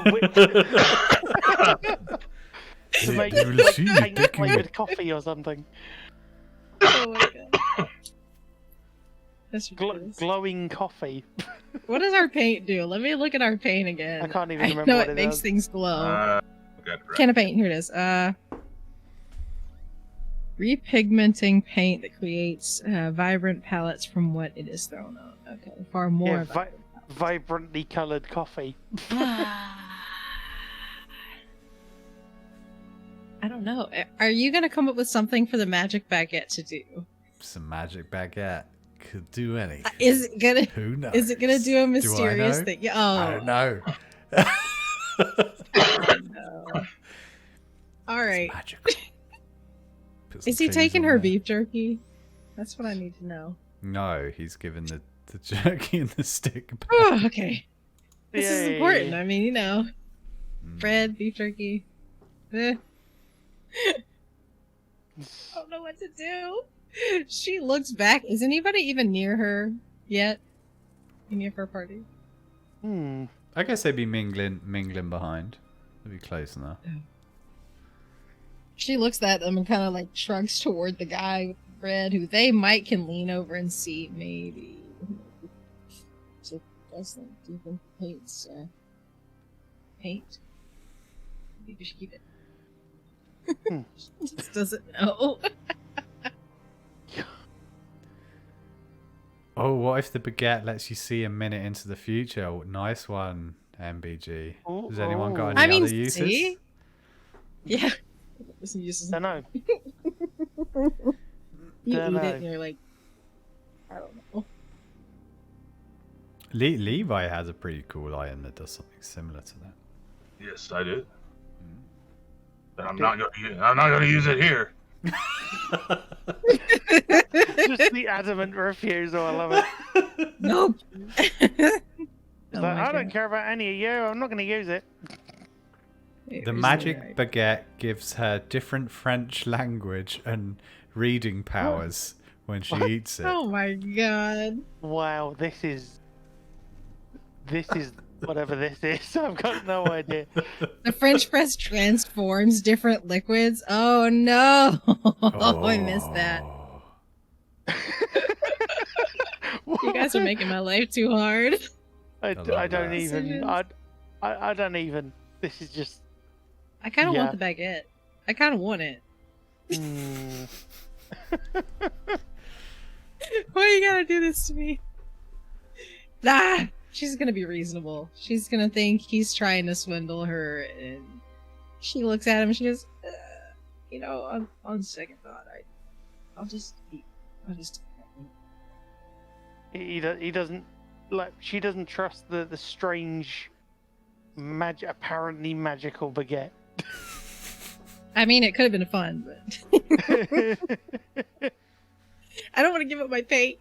No, I don't blame you.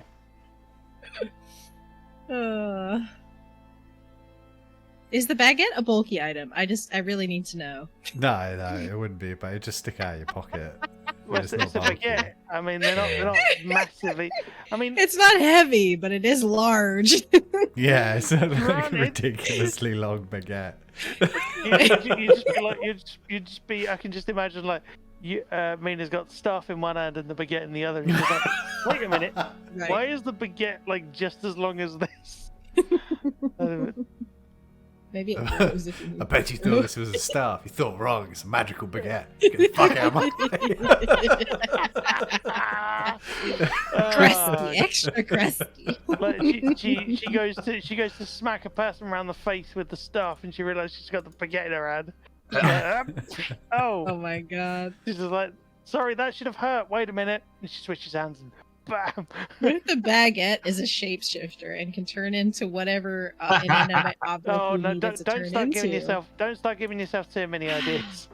Otherwise, you'll be Why? like, I want the baguette, and you'll get Ideas rid are of where it. it's fun. It's the chat's ideas or nothing. You can't Damn it. substitute the chat's You guys, ridiculous What if I ideas. type it in the chat? No. Well, maybe. I like your idea. Oh Maybe wow! it's a Look, baguette that changes into every stereotypical French thing. Oh man. Right. So I can have like a guillotine too? Yeah. An accordion. Ooh. Wow. An accordion. Oh god. Yeah. Well. Oh god. Randomly. Oh, a whole boat. No wait, is that French? That's Italian, isn't Little- it? Is it? Yeah, I think Yeah. it's Italian. Yeah. What is The long what? boats with the pole. I think that is Italian. Yeah, that's like Venice. Never You mind. have to sing Mixing up my stereotypes. as you paddle with Craig Marr and Levi holding hands my on the date on the Yeah. canals of Yeah. Venice. Oh, All God. right. She's gonna back keep to- her paint. Ugh. Back to sort of reality-ish. I guess. Chad didn't give me enough good ideas. I don't want to speak different French Aw. things. So Damn it. I don't know. Shame on you, I chat. know. We need more good chat ideas. Brigitte. Lol. Wow. Wow. All right. Well, she's gonna grab her things, whether he objects or not, because she's Okay, already you like, grab your things giving him just looks. as Blind Toes suggests. How about the magic baguette gives her random nature powers? Oh. I mean, Oh. I don't know how much nature we're gonna encounter in the underground. Who knows? Who knows? Who Wild knows? magic. That's not Oh, what nature- wild magic. Oh. Oh. Wild magic baguette. Mm. How do you feel about bringing wild magic into Electric Bastionland? There's already magic in some of the potential encounters you may get into, so I mean, I'm fine with that. Oh man, Well, I don't you've know. already grabbed your stuff, so. I don't know if it's wild magic. Why you do this to me so early in the game? All right, Oh my because God. reasons. That's Levi, why. you're up. Tell us Steve Western. what do you put on the counter here? Let me look. I start tapping my pockets and everything, and I take out my bottle of gin, and I finish it off, so it's empty, and I set Yep. it down on the table. Love it. The Yeah, I mean, why not? guard sniffs the bottle and goes, Yeah. And yeah. no. I was gonna say, Craigmar's just seen, like, he's further away. He's out of, like, he can't hear what's being said, but he just saw the look on the guard's face and he just nods. He's just like, yep. He's like, and he looks at the guard, looks at Levi, and he just nods at Levi, and he's like, yep, told you. Do you have any other items on you? Just my walking stick here. No. Can you make me a charisma save, please, Levi? Okay, but as he's demonstrating it, he's going to do a close order drill with the rifle and spin it about. And when he brings it down to the point where it smacks on the ground next to his foot, he's going to lean on it like it's a walking stick. Hell, Levi, seeing as you're a fellow soldier, let's give you some advantage on that roll. Roll twice, use the lowest result, please. Hey. Why not, right? I've seen these guys fight. I'm not sure that he's a soldier, but okay. They got magic baguettes and shit, man. You better watch out. Magic baguettes are now canon in Electric Bastionland. Well done. First one is a 9. Oh, right on the money. That's his number, right? Yeah. I was gonna say Wow. that I got counts, but- advantage. I'm going to go for it all. Oh, it's going all in. Oh god.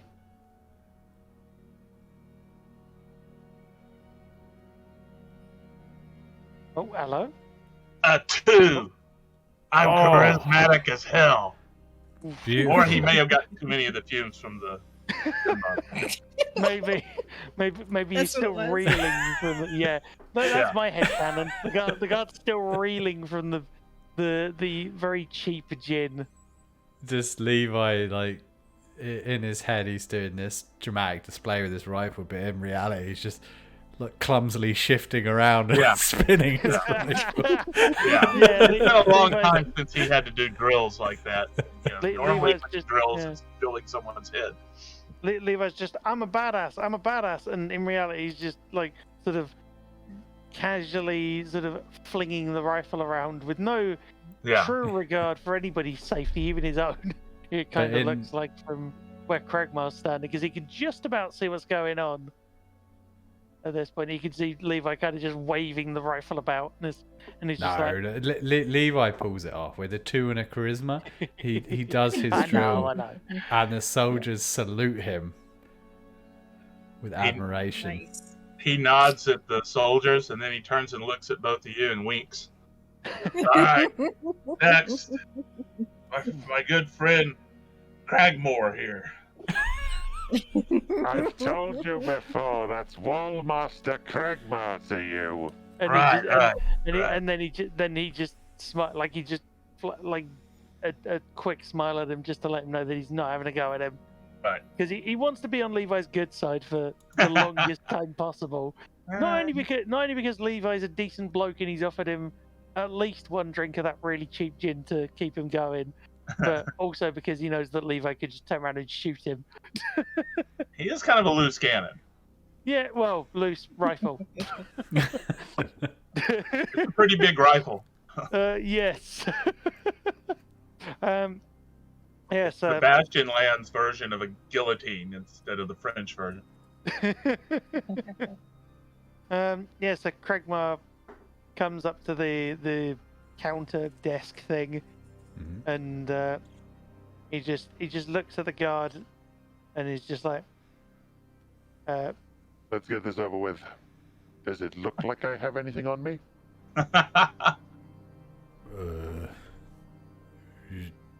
You don't have anything on you? No. Good. I'll be on my way. Make me a charisma save. and he just walks. He starts to walk through. The guard sort of looks at him, and he goes, "Hold on a second." He's like, "Hang on a minute." And then hold on a minute. Gotta find Just my... imagine doing that in US airport Well, no, now. I was thinking thinking more. These are not the droids you're looking for. That's kind of the way it went. Basically, he was like, "You don't have anything on you," and he's like, "Nope." I don't. So if how do I? Oh, it's gonna auto roll a d20, isn't it? And then yeah, so it should be. Of course, I've got a 7, and that's 11, so it's never gonna work. Oh, yeah. The guard will call after you, Craigmar. Excuse me, please come back here. He's like, Fine. What do you want? Sir, clearly you have items on you. Please produce them, or we will have to restrain you. He doesn't have items on him. He's just happy to see you. and Craigman, not having necessarily heard that phrase, he sort of looks at Levi, just raises both eyebrows, and he's like, "Huh?" Like that's the kind of look he's giving him. And then he sort of go with it. And then he looks back down. He's like, "Oh, okay, I get it now." And at this point, he's just trying to think through what he should do here. He's not entirely sure. And then he realizes, and he shows he pulls out from the depths of his uniform. He pulls out the jar, the plague wort in a jar, and he's just like, it's just like. Honestly, you would not want to see what this does to people. And I apologize for showing this to you, but this needs to be secured. There is no known cure for this. And honestly, if I allow you to handle it, I believe things could be far, far worse for all of you. I'm doing this for the safety of everybody here. And he tries to put on his best sort of, he's genuinely trying to protect everybody, because he knows that there's a bunch of people here and there's no cure for this thing. And also he's fully aware that he wants to use it at the best possible moment, when there's clearly going to be a thing that could easily kill the entire party or something. So he's trying to convince the guard by not quite through intimidation, but by alerting the guard to the fact that this thing is extremely dangerous, and they probably don't even know how to handle it. If that makes sense. Levi will pat him on the shoulder, the Warmeister, and say, "Way to play down the contraband thing." Yeah. Would you like to trade it? Oh God! Somebody comes through with a neutron bomb, and he wants to trade it for some fries and a Coke. For a magical baguette. And you understand why he wants to trade it for fries, right? Yes, I do. Thank you. That seemed to go past you guys, and I want all my jokes. No, it was just because I didn't hear you say it. That was all. No, seriously, Okay. the noise reduction kind of kicked in. Let's see if chat has any other items for you. Chat, do you have any other items for Craigmar that he could get from the old border patrol? Oh God! A pickle? Yeah. What kind What's of the pickle? do? Yeah. Oh, Been a vast destruction for a baguette. That'll work. Pickle Rick. Oh, Pickle God. Rick? God damn. A pickled pickle? What? That doesn't Double even make any pickled. sense. Is it a sour pickle, or a bread and butter pickle, or a spicy pickle? I don't even care. It's a I talking can't even. pickle. Sweet can't pickle. Sweet. What? Yeah. Oh God! I like all pickles, so I don't, but that's just me. Sweet and sour pickle. What does this sweet and sour pickle do? So sour it'll melt iron. Good lord! Yes. Damn. I mean, don't know how much iron we'll be finding down in the underground, but You never know. partly because nothing works correctly here. seemingly, and doors might be locked. Whoa, we've gone through that. A magic squirrel. God damn. Not this again. Good lord. A throwing squirrel. We'll get to magic squirrel maybe. We'll work that in. We'll shoehorn that in somehow. Yeah, we'll figure it out. And Craigmar just stares at the guard incredulously. He's just like, Would you risk the lives of your comrades for this? and he's just trying to, like, he realizes he's he realizes his efforts to try and, say that, he's going to go and secure this incurable plague thing. He's realized that his efforts to say he's going to try and go and secure it somewhere where it's never going to be found have been completely dashed by this offer to trade it. But he's still and this individual's complete lack of care for the people around him, clearly.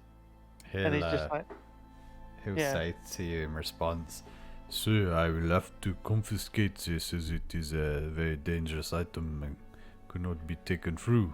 I am offering to trade with you so that you do not go away empty-handed."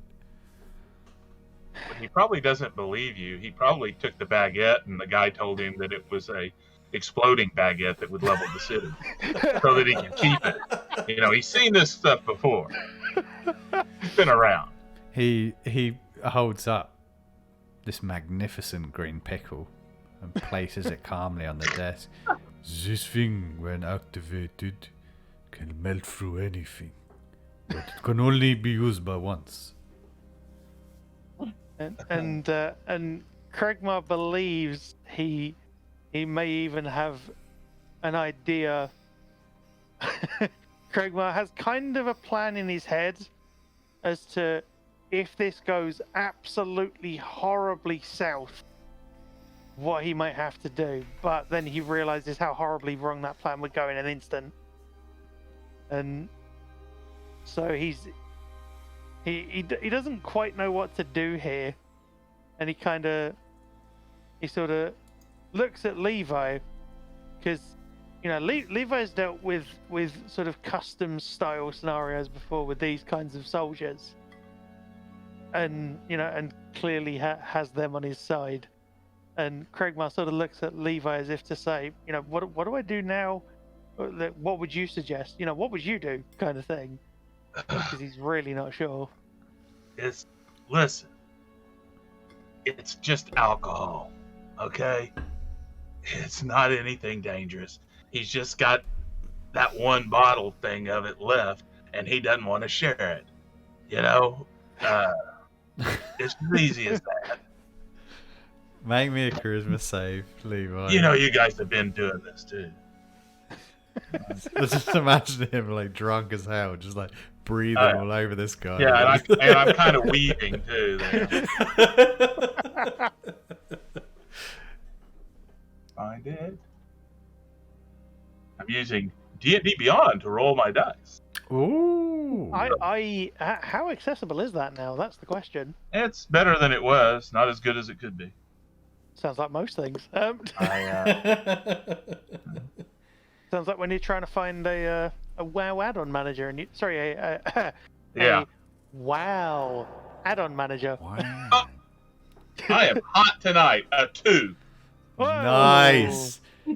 He gently pushes the jar back towards you, Craigmar, and says, I told you they weren't going to buy that map destruction thing. God.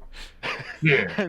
And Craigmar looks at him seriously, and he just goes, "Thank you." Nope. Don't worry about it. Because he completely... But Craigmar then subtly looks at the jar just to make sure it's still intact, because he's fully aware of how absolutely destructive these things actually are. Like he's completely aware of that, and he just walks away from the guard with just a nod in his direction as well. And he's just like, he just sort of breathes a sigh of relief. He's just like, "Thank goodness for that." And because to be honest, he was concerned that, the guard might mishandle the jar, and then the touch from the plague warp might just, absolutely infect everybody, which would never be good. And So, Levi plans on having a discussion with you about not telling us that you were carrying mass death on you. And we had to find it Seems out fair. here. Yeah. All I got's a jar of air and a stick. I got a Peter got bottle of shafted. liquor that lets you see the Than all future. of us. Ooh. says Craig Murray. He's just curious. No, Yeah, Levi's future liquor is awesome. Yeah. future But I'm not going to liquor. waste it on a line and to get in the customs line. You didn't have to. That's the idea. Yeah. That's what it was. That drink before you talked to the guards, that was what won it for us. That's what it That does. worked. You were like, that was you like a sort of a almost like a pre-attack buff was the idea. You were like, I'm going to give myself +1 on this working well, and it worked. So Craig might just follows up and he just goes to join the others now that they're all through. It's just a party for Levi. He's just a fun guy. And yeah, Mina did get shafted on her starting gear, but you got some cool items now. Some cool stuff. That's the guards that are there. I asked the guards, do you know any place that sells gin? I do not Duty even free, know sir? what point of time we are in. I could not suggest. Alright. Surely there's like some primo advanced gin factories now, so okay. As you make your way forwards, you get to the end of the line, the part where people are having a clear liquid from a cup thrown in their face and then ask several questions. Who would like to step up first? And, Levi I will do it. was going to say, Craig turns to the guard nearest him, and he just says, Excuse me. What's going on here? and he just points at the scuffle at the front of the line, as a person gets a cup of this clear liquid chucked in their face, and they're sort of they're pestered for answers to questions. Oh, we are trying to stop contraband from the future coming back to the Badabab War between Bastion and Luxor. And Luxor from the future are trying to send back synthetic people. So we try to find the synthetics and get them out of here and put them through the guillotine. As long as it's not urine, go ahead.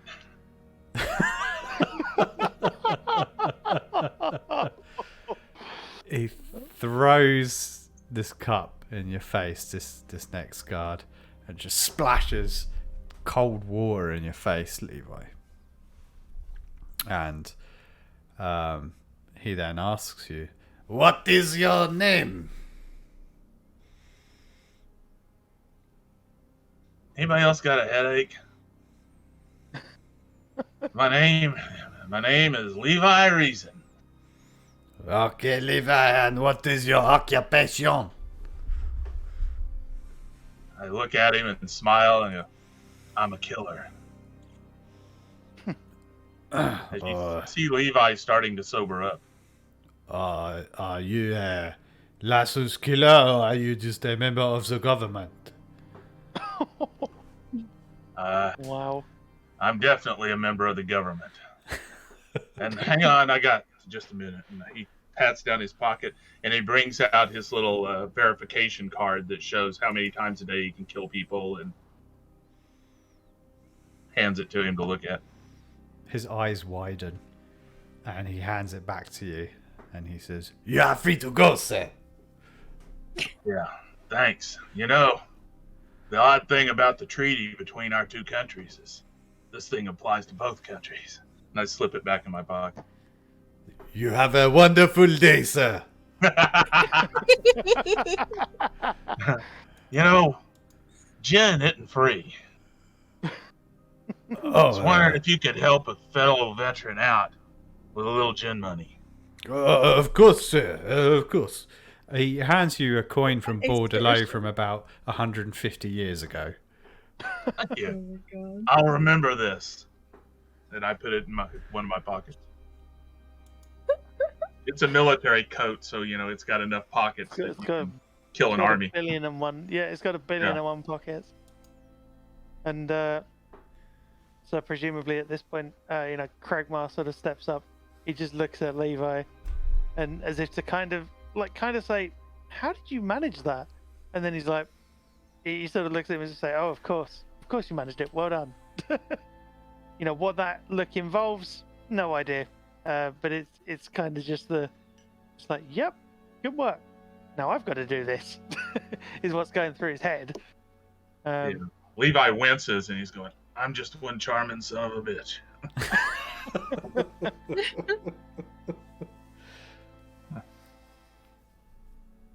Splash! Water's thrown in your face. Craigmar, as he asks you, "What is your name?" I am Craigmar. And he just looks at him matter of factly because he's seen interrogation before. He's possibly been a part of it as well, being part of the High Militia Guard, and he's kind of been through all the training and stuff. So he's just like, "Yep, this is fine. This is cool." You don't have a last name? Where I come from, we go by one name only. Craigmar. That is all. You all go by the name Craigmar? No. You... no. I am Craigmar. I apologize for the confusion. Okay. And who are your parents, Craigmar? and he just looks around incredulously, and he's just like, Weren't you going to ask me about my occupation? No. I want to know who your parents are. and he just says, I wish I knew myself. All I can remember is fighting for my city. That is the only family I've known, my guardsmen, and the people of the city I served. That sounds like some synthetic talk to me, guys. Well, I mean, Craigmar's parents may have died very young. That's the thing. He may not have grown up knowing his parents at all. That sounds like something a synthoid would say. It does. It's the next question. Do you have any close friends? Anyone that you are close with? I love this guy's voice. The starts out low and then goes to real high at the end. And Craigmar's kind of understanding that this is going sort of horribly wrong. He's trying to salvage it and kind of realizing that he's probably not gonna make it out of this easily, if at all. He's just kind of like aware of it, and he's just like, Sir, if you wish to run a blade across my neck, then do it now. Make yourself a blade runner, if you will.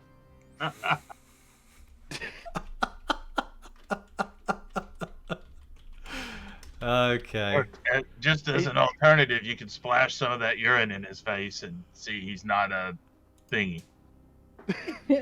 Trying to save him. He reaches into his pocket, not taking his eyes off of you, Craigmar. And he pulls out a pin.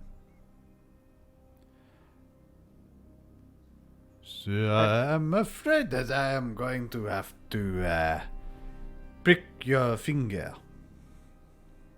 And Kregmar just knows that there's no recourse. He just holds out his finger and he's just like, Do what you must. But believe me, I am as human as these two. and he just points at his friends, like the party members, who he now considers to be his friends, given basically everybody else he ever knew is, you know, miles away above ground, not in an unusual sort of time-space warping dimension. He holds out the pin and he pricks your finger. And, oh, it really hurts. It hurts your finger quite a lot. But blood trickles out and drips on the table.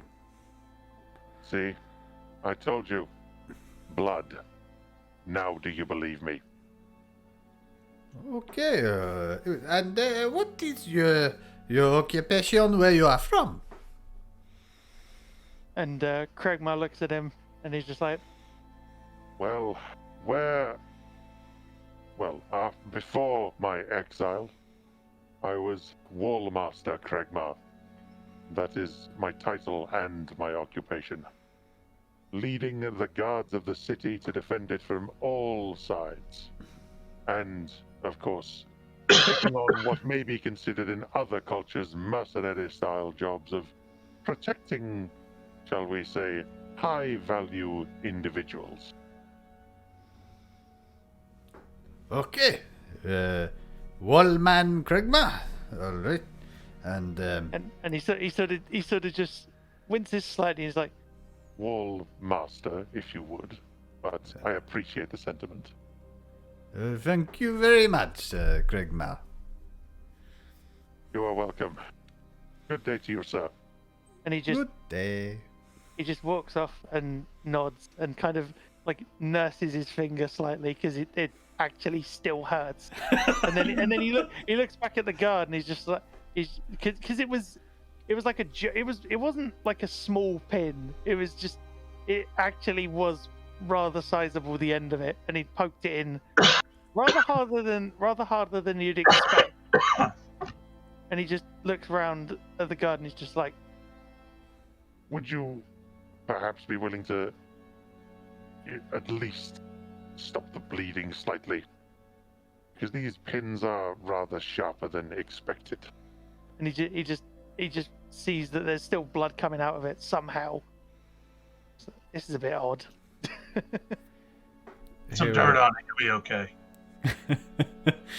He'll offer you a white handkerchief from his pocket. And Kregmar just takes it, sort of nods his thanks and walks away, sort of just getting the remainder of the blood off with the handkerchief and putting it away for later in case he ends up needing it. Mina, splash! War in the face. No warning.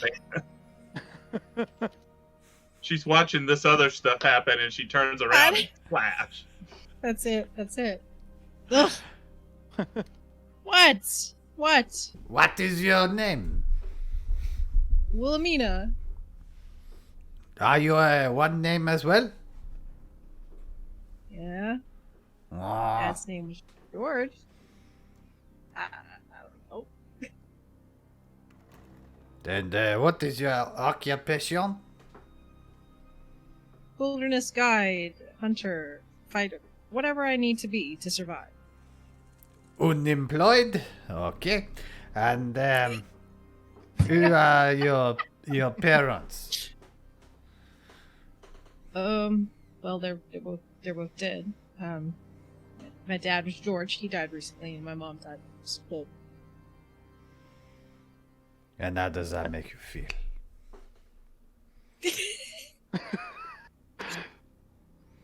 The fact the Well, it music doesn't- just stopped then was perfect. I know it was timing. Gonna ask you your favorite color next. Well, I don't exactly want to talk about it with you. Okay. Thank you, Wilhelmina, and good luck to you finding a job. runs at him and walks off with her staff. You see another man start shouting as the water's thrown in his face. Electricity crackles from some of his pores, and guards immediately grab him, begin to drag him towards the guillotine. As he says, I might be a synthetic, but I still got feelings, still got thoughts. And drag him away. Guillotine. The other guards open an iron door for you to go through, and they give you a token. A nice token to signify that you've come through the Borderload customs. And as you go through into the next room, there are two doors there. There's a black door, and there's a red door. Ugh. First a blue door, now a red door. What on earth does it all mean? Then again, I am glad to be out of there. And he just points behind him. He's just like, yep, I'm glad that's over. Yeah, that was a waste of time. Oh. Well, shall we consult the book again? Anyone? I don't think it was a waste of time. I got gin money. Yeah, that's true. That's true. That is indeed true. All right. Consulting the book would be our best bet, even if it did previously lead to unforeseen complications. And he just he flashes a look at Levi, as if to sort of acknowledge his help in the previous altercations. Levi's surprisingly useful. Yeah. Yeah, exactly. Very much so. Yeah. Well, if we consult the book again, we've got black, steady current. I don't know. I don't know exactly what it is. And then we've got red, which is rapid. It's something about time. It's carried far and into the distance. So, before I head the year we live, so in the future.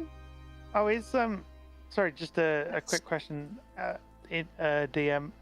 Is the sort of current time not current time, like safe time, relative to the room you've just been in, or is it relative to the outside world, shall we say? I guess you'd have to find out. I knew it. I knew you were going to say it as soon. Yeah, that's why I asked first. I was just curious if there was a definitive answer, or if it was one of those ones where it was like, go through the door and figure it out yourselves. All right. Well, what will it be? Red or black? I say red. Let's get it over with.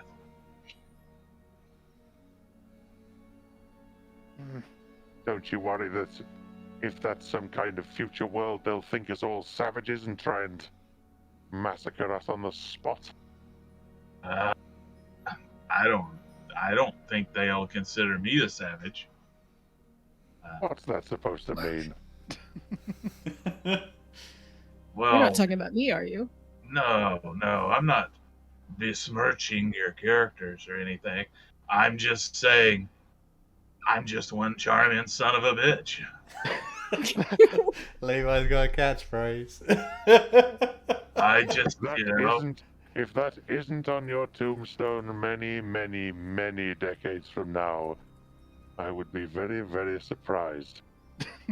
Hey, people just love me. That's all I can say. It might be because I'm legally able to shoot them. But, I prefer to think that No. I'm just charming. Well, Nina shrugs again, still, I mean, looking at the book and looking back at Levi, and is just like, I kind of want to get this over with, too. Fine by me. I don't. Let's do it. And Craig might just knows it's all going to go not great for him, regardless of what happens. Probably, he's just that kind of guy.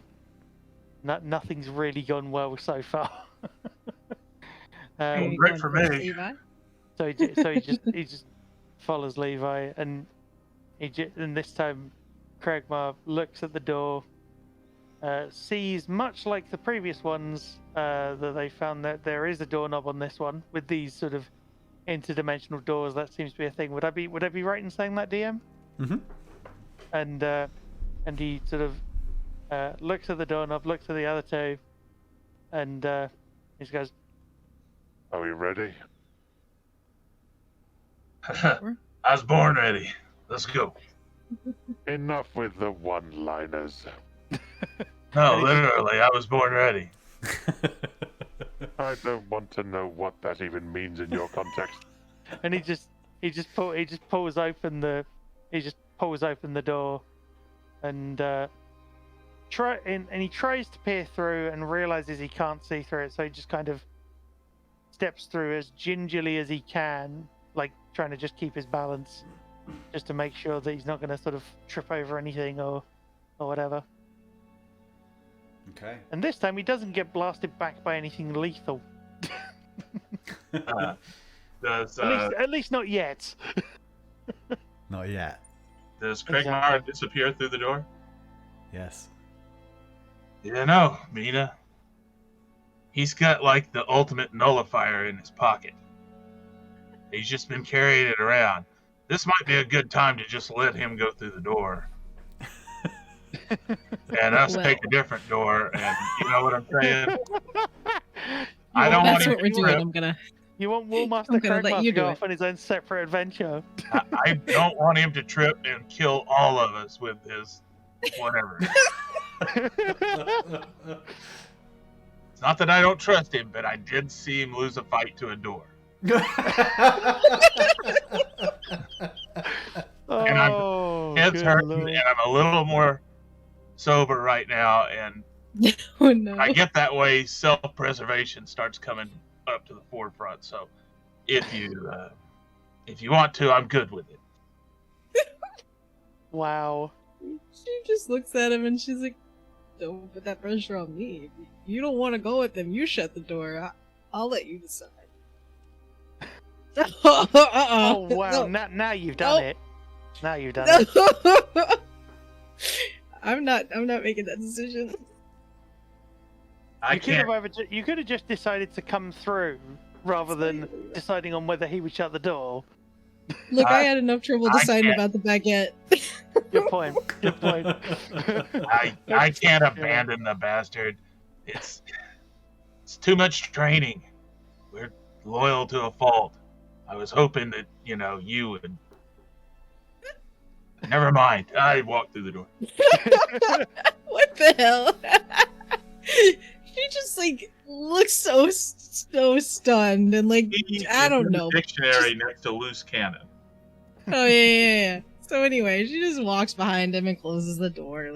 Okay. That's very polite. We're You not gonna closing talk the about door. Yeah, we're not gonna talk about it. Wow.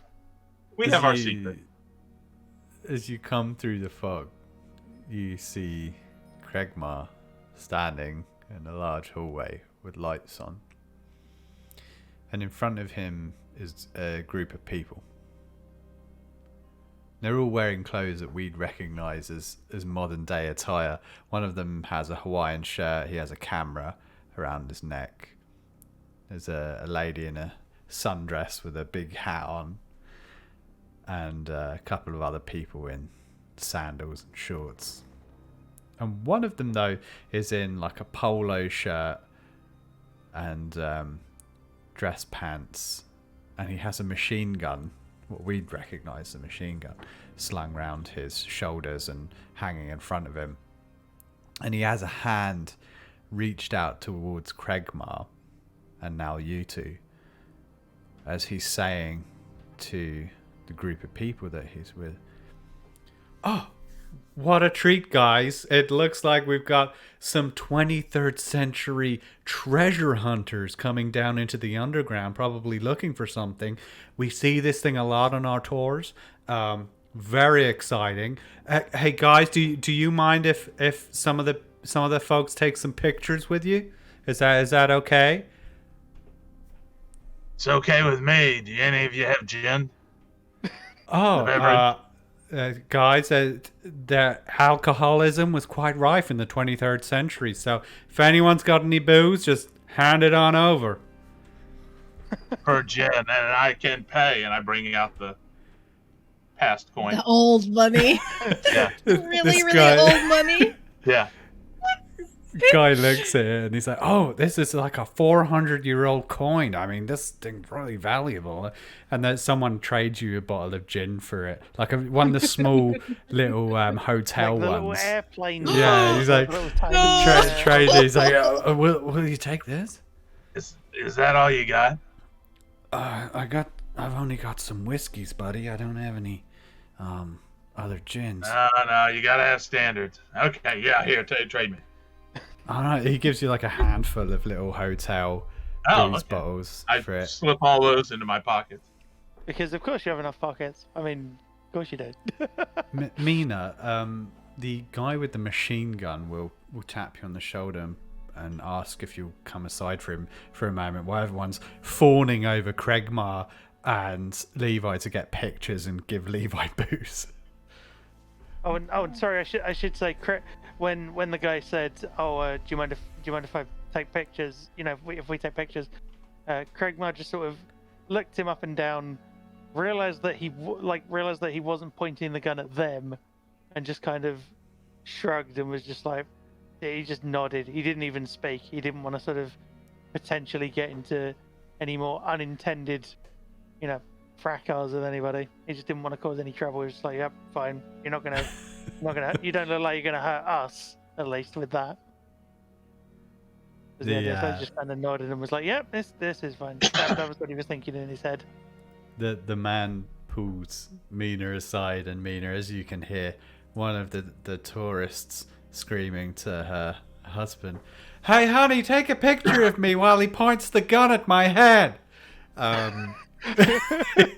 The man will say to Mina, "Okay, look, here's the situation. There is a thing called an interdimensional tentacle demon at a bridge up ahead, and I don't have quite enough firepower to get these people through, so I'm going to count on you guys to give me a hand to get them through, and I'll throw you a few freebies from the future when we get to the other side of the bridge up there." Yeah, a what? A what? Tentacles? Sorry, I forgot you from the past. It's an interdimensional tentacle demon, okay? The thing just whips up from beneath the bridge and will grab anyone off there. So we gotta shoot the fucking thing or beat it with the stick or with that guy's club and then, try and get these folks through. But we have to pretend that, everything's okay. Why? Because they're on a tour. I want them to have a good time. I need those good reviews at the end. We have these things in the future called reviews. Ruin my career if we don't get good reviews. I mean, there's a monster. We'll fight it, but yeah. Okay. Well, this isn't just a monster, honey. This is an interdimensional tentacle demon. The thing, all of its tentacles are the different colors of the underground, and they all do fucked up things when they touch people. The number of times you say that doesn't make it any more obvious. But we'll just say yeah, and I'll tell my friends. Okay, but don't let any of the tourists hear, okay? Yeah. Okay. He clears his throat and then pretends the conversation was about something else. He said, "And that's why we have reading and writing in the future." and Craigmar just has sort of heard this out of heard the end of that. He just looks round, sort of just like, and kind of raises an eyebrow, like, "Huh?" Just like, "What were you saying?" And then he sort of realizes. He gets it in his head slightly, that's probably not what that conversation was about. And he goes over to Mina to just see what was going on. He's not quite sure, but he's hoping she'll tell him, is the idea. Oh no, Mina walks back over and she said, "All right, gentlemen, you guys come over here." I stopped pointing my rifle at the woman's head. The tour guide will usher them away from them, and he'll say to the lady as he takes her away, "Lisa, you have to make sure those things aren't loaded, okay? Could have blasted your head off." Oh my god. But yeah. Hearing You know, that, Levi you know- winks at her. Yeah, but Mina pulls them aside, or basically in front of the tour group. She's like, these people are insane. And fills them in on this interdimensional tentacle demon. She still doesn't have a clue what the heck that is. Hey. She still doesn't know. And Craig was just like, interdimensional tentacle demon. What on Oh, no, earth man. is this place? Did you find out from the little guy there? He's already drinking the little bottles. Did you find out from him what an interdimensional testicle demon does? I knew it was coming. Because I knew it. I don't know if Yeah, it matters so to good. you, Mina, but that could be very bad news for some of us. Levi. that is Tentacle. Do you have tentacles? Also in your pants? Oh, I don't know. It's been a while since I checked. Hang on. I turn around. No Oh, tentacles. All right, Yeah. I think we're okay then. Yeah, Okay. let's figure out what this thing is. Try How and- many how many of those little bottles did they give me? Roll not me enough, 2d10. really. 2D. Oh, Oh, I like 2D. this could be good or bad. Or bad. Yeah, could be like 2 bottles. Yeah. Levi's so Dun, dun, wasted, dun. he's like, oh, there's so many here. And you get to, there's 2. Probably Okay. better quality. Yeah. Though. 11. Yeah. Ooh, Oh. yeah. Ooh. 11. Sounds about right. That's a lot. Not for I him, rolled probably, a 1 but you and I know. rolled a 10. I got both 10s at the second. That's Uh, fantastic. Okay, well, his head was hurting because he had run out, and so he drinks 5 of them just right off. So it pitches the little bottles over his shoulder. He's just got this. He's got this technique where he kind of can, where he can put all the bullets between his fingers, like all the rounds for his rifle. He Yeah. does the same thing to all 5 of the Yeah. bottle lids. Yeah. With one hand, just unscrews all 5 at once, and they all go in. Just Well, it doesn't matter. it's like he's just like, and for my next party trick, and then just straight in. He's pretty skilled. Exactly. At drinking too many small gin bottles at once. All right. I got to add this to my inventory. Mhm.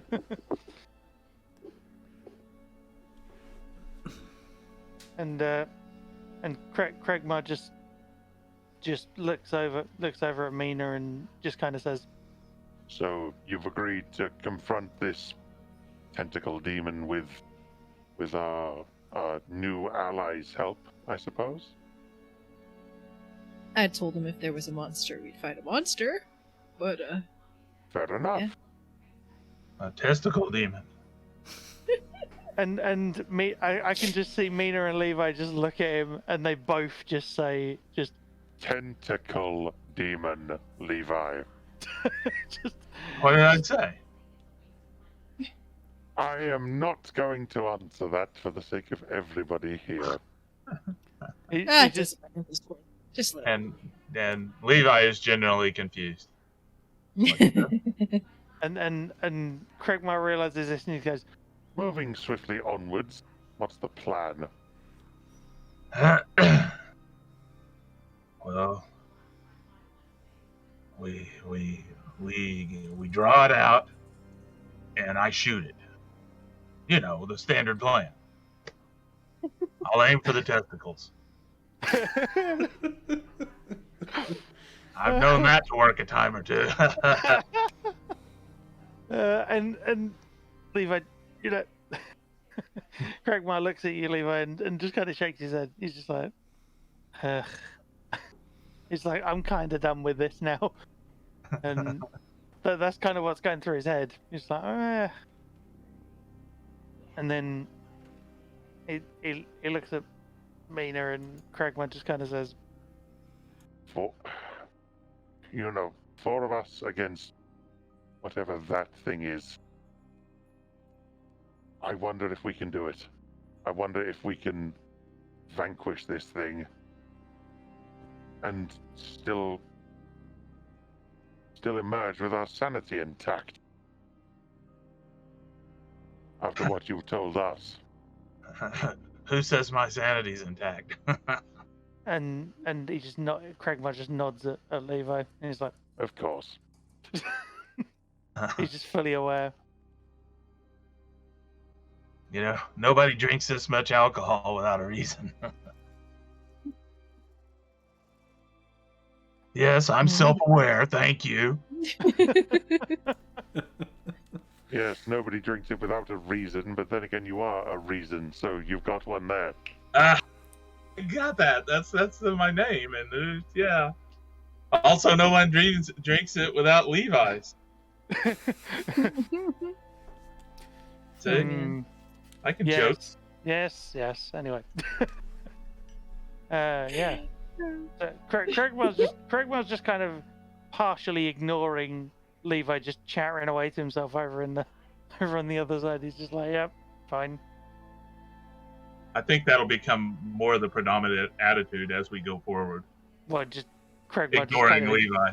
Well, not so much ignoring him, but he just knows he's talking, but he just wants to get on with whatever it is they're trying to do. Is the idea? Well, let's go kill it. It is what I do, after all. Yeah. And this isn't even a person, so I can kill it all I want.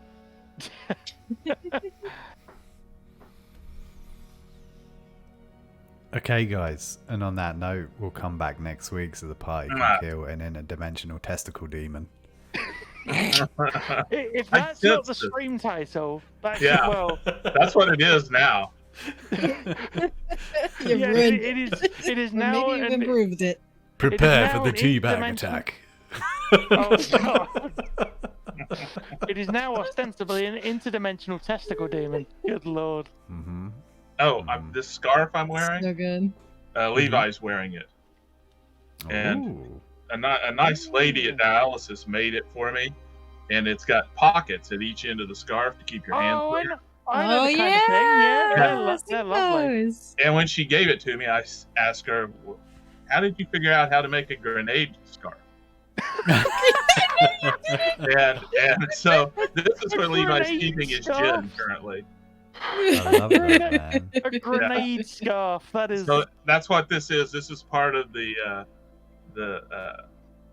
Empire's uniform. They have grenade scarves that they carry. Official. I'm just double checking for the sake of everybody at home. A grenade scarf. Yes. Yeah, that's where you put your grenades. Yeah. You can even like. Well, yeah. Yeah. Nobody's dumb enough to like attach it to their belt by the spoon on the grenade. Maybe Levi is, but you know. Yeah. No, he's got a grenade scarf. See. Yeah, That's a great gift, man. So you get chilly after dialysis. Oh, that's such a great gift. It is wonderful. I use it during dialysis. That's when I get cold. Oh, that's really sweet, man. Yeah, well, that's a nice. I thought of it. We were sitting here discussing stuff, and I thought of it. I had to get up and run across the room to go get it. Oh, I don't blame you. Oh, I was wondering where you went. I looked over and saw your empty chair, and I was like, "Well." I didn't see you leave, but I didn't see anything. So yeah. Levi's got a grenade scarf. It's official. Yeah. Yeah, officially canon. Now I just need to find some grenades. Yeah. Or just more gin I can store in. If we give Danny that magical squirrel, you can just, Squirrel for grenades. Yeah. You're gonna throw my magic squirrel? No. I don't even have it. You're already throwing it. The squirrel goes and finds grenades. That's its job. I like the idea the squirrel just goes nuts. No pun intended. I mean, that seems like what I was thinking. Yeah, and scratches up people's faces. Ooh. That's like it's throwing, ninja throwing. Delightful. Ninja throwing squirrel sounds like the name of a future campaign as well, doesn't it? Oh hell yeah! Yeah, that's the origin story how that squirrel came to be in the underground. Yeah. on that note, thanks so much for your help tonight, chat. You did a great job coming up with magical items. Looking forward to all the other fun stuff you guys are going to come up for us in future. Yeah, I'm Jim. With me is Temple, Danny, and SK. And yeah, do you guys have anything you want to say before we sign off? I apologise for the lack of subtlety in my references. Thank you for coming and watching the insanity.